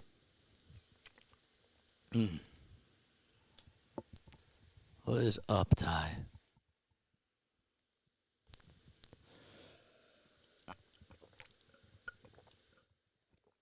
All right. After the game, we will have a post-game show. We'll do ours after or at about 11:30. All right? That's when we'll do it. I want to make sure I go downstairs after this. But we will do a post-game show after this. At 11:30 p.m. Eastern Time. All right? That's what we'll do. Next game is on Sunday. Can the Sixers make it a series, though, and hang on and win this ball game? JJ, no more cigars for the Knicks. Well, we want close but no cigars. Close but no cigars. But yes, you're right. I can't believe Embiid went back to the locker room before. I mean, he's back out there, but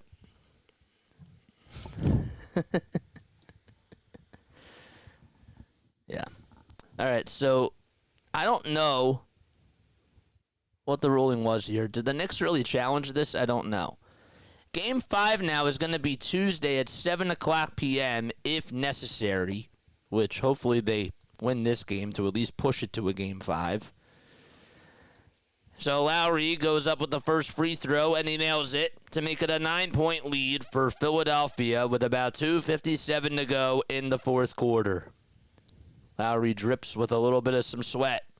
116 to 107. Second free throw coming up. Here it is. Bullseye. That's just the 6th point for Kyle Lowry, the 5th and the 6th. Oubre, Lowry, Embiid, Maxey, and Batum out there for Philadelphia. Brunson being guarded heavily by Maxey, who goes downhill, and Brunson throws it away.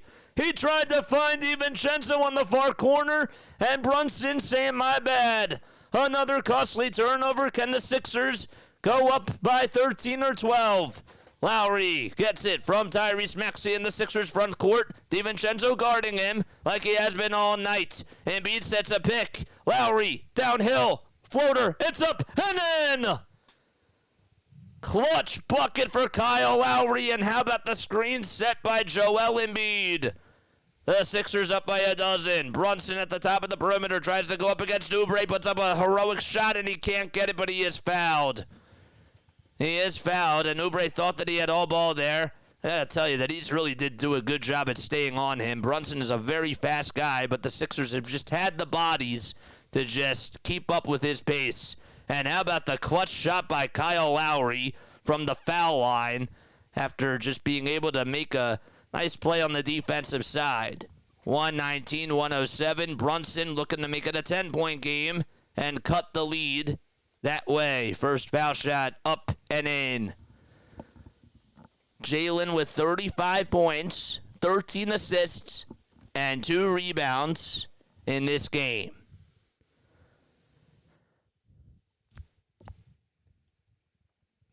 That turnover was costly, though.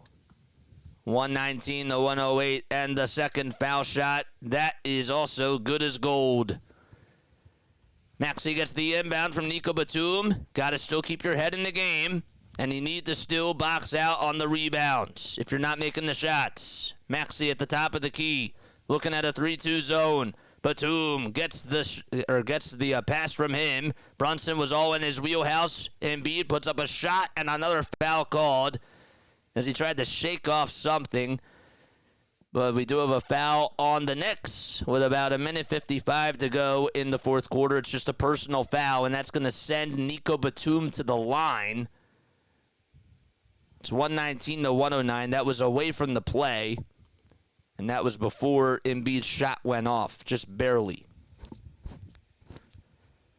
Batum, first foul shot, way too strong.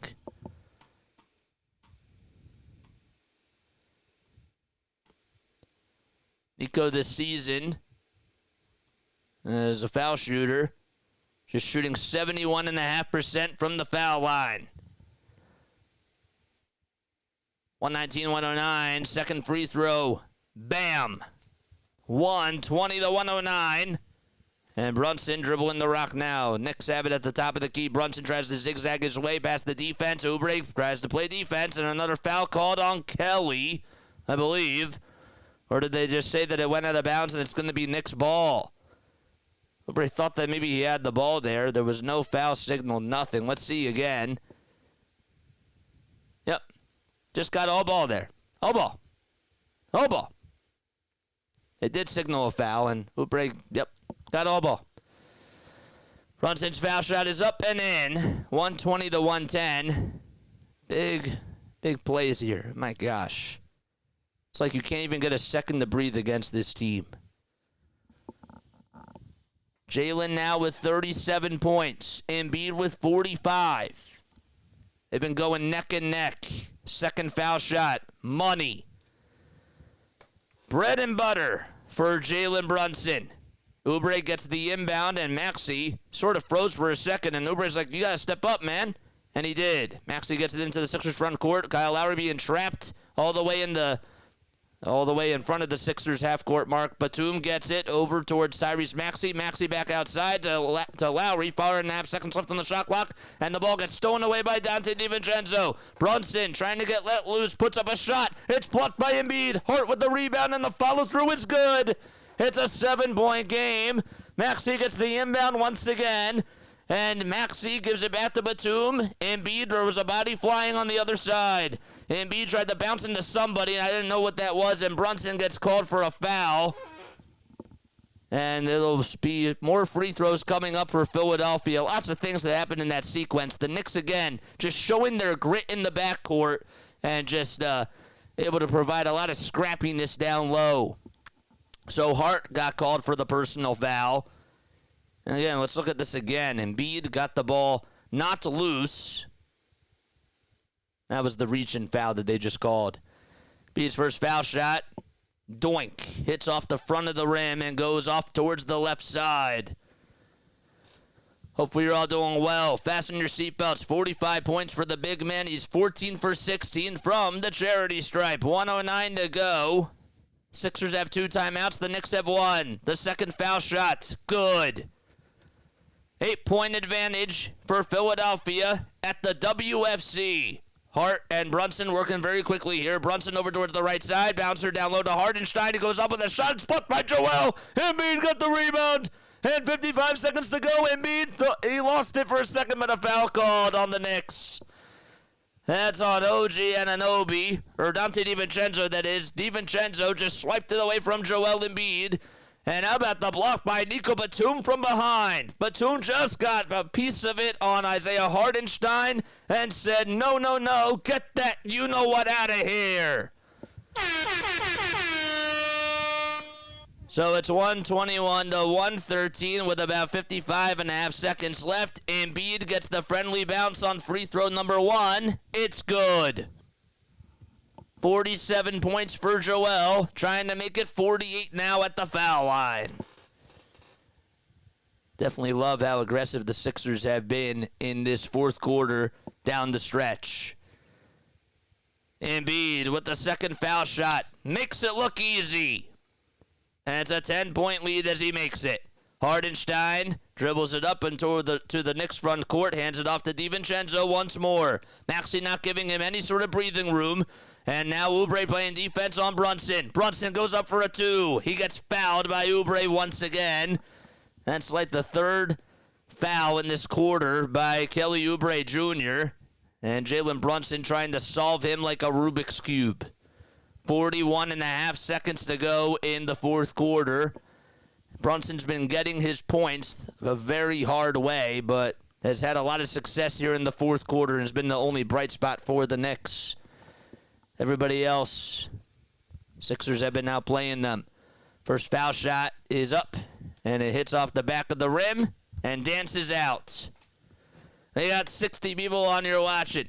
Hit the thumbs up button, baby. Brickin' for chicken as the fans stand. 19,000 in attendance tonight at the Wells Fargo Center, if not more. It's a packed house. Brunson with the second free throw. It's up, and he makes it.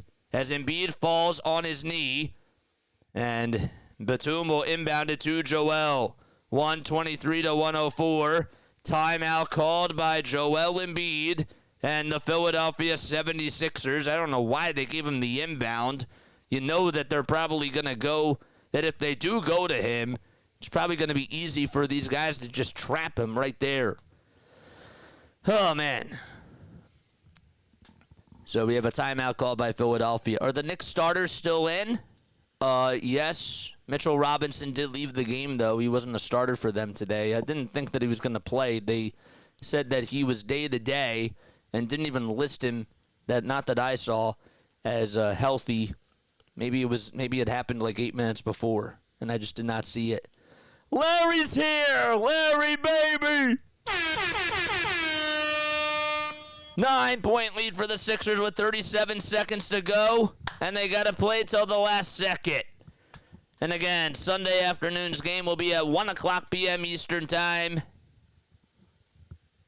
And hopefully, if the Sixers hang on and win this game, they'll try to even the series on Sunday.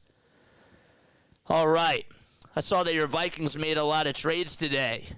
123 to 114, 37.4 seconds to go. Fasten those seatbelts. The Sixers trying to take game 3. Embiid, Lowry, Maxey, Oubre, and Batum in there. Joel has 48 points. He had 17 in the first half and has scored 31 in the second half. He had a phenomenal third quarter. He's 5 for 7 from 3 and has just been putting on a virtuoso. All right, 37.5 seconds left. Batum has to inbound it to somebody, and he finally gives it up to Oubre. Oubre gets into the Sixers front court. He's being trapped by 2 defenders, and a foul called. And it's going to go to, or timeout is called by Nick Nurse. That's what it is. Nick Nurse called for time. They just granted it. So Sixers got into the front court, and they're going to burn their final timeout. All right. I got to do a better job I just recognize I got to look and see what's going on away from the play. And that's so hard sometimes. Because that was in the monitor. I could have seen that. Or I just say that we have a stoppage in play. All right, 3 more subs till we get to 2050. My name is Jason Joseph. This is Play by Play with JJ. Hopefully you're all doing well and having yourselves a very fantastic day. Yeah, man. We are on here for almost every single Sixers, Phillies, and Eagles game. We'll be having a watch party tomorrow night. We'll also be having a post-game show tonight at 11:30 p.m. Eastern Time talking about the Sixers. And then tomorrow we got Eagles Draft Night 2. We'll do a little watch party. And then we also are going to be doing the Phillies game tomorrow night. They're on their West Coast road trip. They play at 9:45 p.m. Eastern Time. Embiid with 48 points. He's been absolutely magnificent. That's a playoff career high for him. And he's been unstoppable on the offensive side of the basketball courts. Orlando did win 121-83. Sixers get the inbound. It's Lowry all the way to Joel Embiid, and Embiid gets tangled up by Josh Hart, and Embiid will go to the line for more free throws. Hart gets called for the foul. That's his 4th personal foul. And with 29.6 seconds left, Embiid's going to look to go for 50. Takes 2 quick breaths. 123 to 114. So he takes a couple of dribbles. First foul shot is up, and he nails it. 49 points for the big man. An MVP caliber performance in the second half. Second foul shot coming up. Here it is for 50. Yes! First Sixers player to score 50 or more points since Allen Iverson did it in 03. Brunson for 3. Won't go. Batum with the board. Sixers trying to just play keep away. Embiid to Maxey over in the Sixers front court. 15 seconds to go. Maxey's going to play keep away. The Knicks decide not to foul. And the fans are standing. There's about a second separating the shot clock from the game clock. And Franklin the dog standing on the court for the Sixers over on the sideline. As the shot clock expires, it's 125 to 114. And the Knicks inbounded, and that's going to do it. The Sixers take game 3, and the series is now 2-1.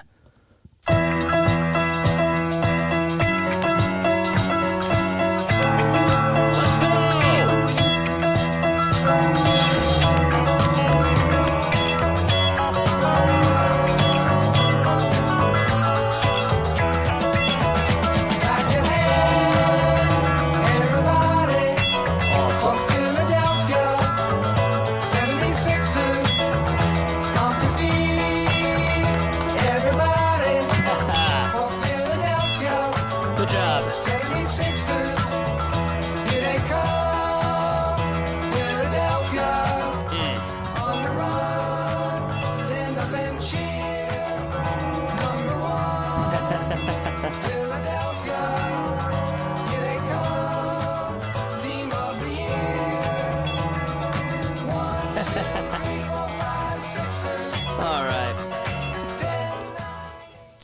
All right.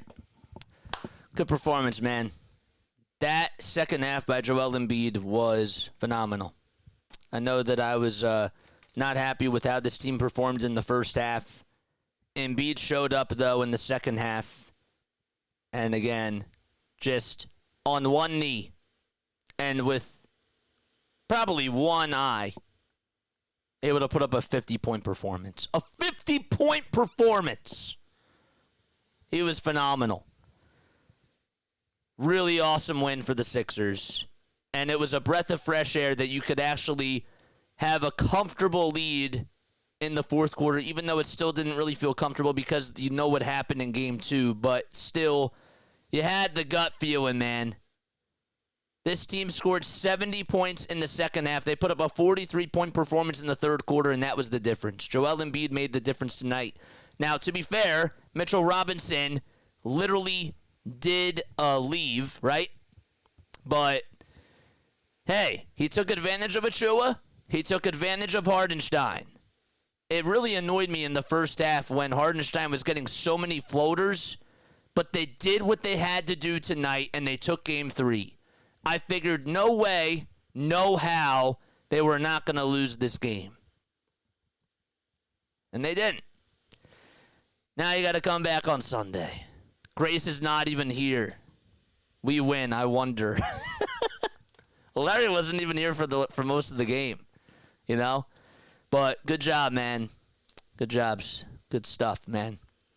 All right, we are going to come back on at 11:30 p.m. Eastern Time to actually give our thoughts, and we want you guys to come onto the phones and give your thoughts on the game as well. Oh, Larry, we did play the song. We did play it. But we had to play it just for a little bit of time. Oh, you had to focus? Oh, Grace is here. Grace is here. What's up, Grace? Whoops. Sorry. I had the thing turned down low because I faded the song out. You had to focus? What did you have to focus on? You had to focus on the game. I feel that. I feel that. All right, good stuff, man. Good win. Going to remain quiet till we win the next game, too. Sounds good. Thanks for coming on. I appreciate that. CA, man, thanks so much for the donation. Oh, you're the best. Thanks so much, bro. Thanks so much for the $10 donation, $10 super chat. My guy says, good stuff, JJ. I don't know why it's not showing up here on whatchamacallit, but it's not. But good win. Good win. And we'll be back on at 11:30 to take your phone calls and your thoughts on this game. I'm happy that they got the job done. There's a lot to talk about. There's some things I still didn't like, but there's a lot of things that went well for the Sixers in that third quarter. All right? Love you guys. Catch you on the next one. See you tonight at 11:30 p.m. Lila Tov.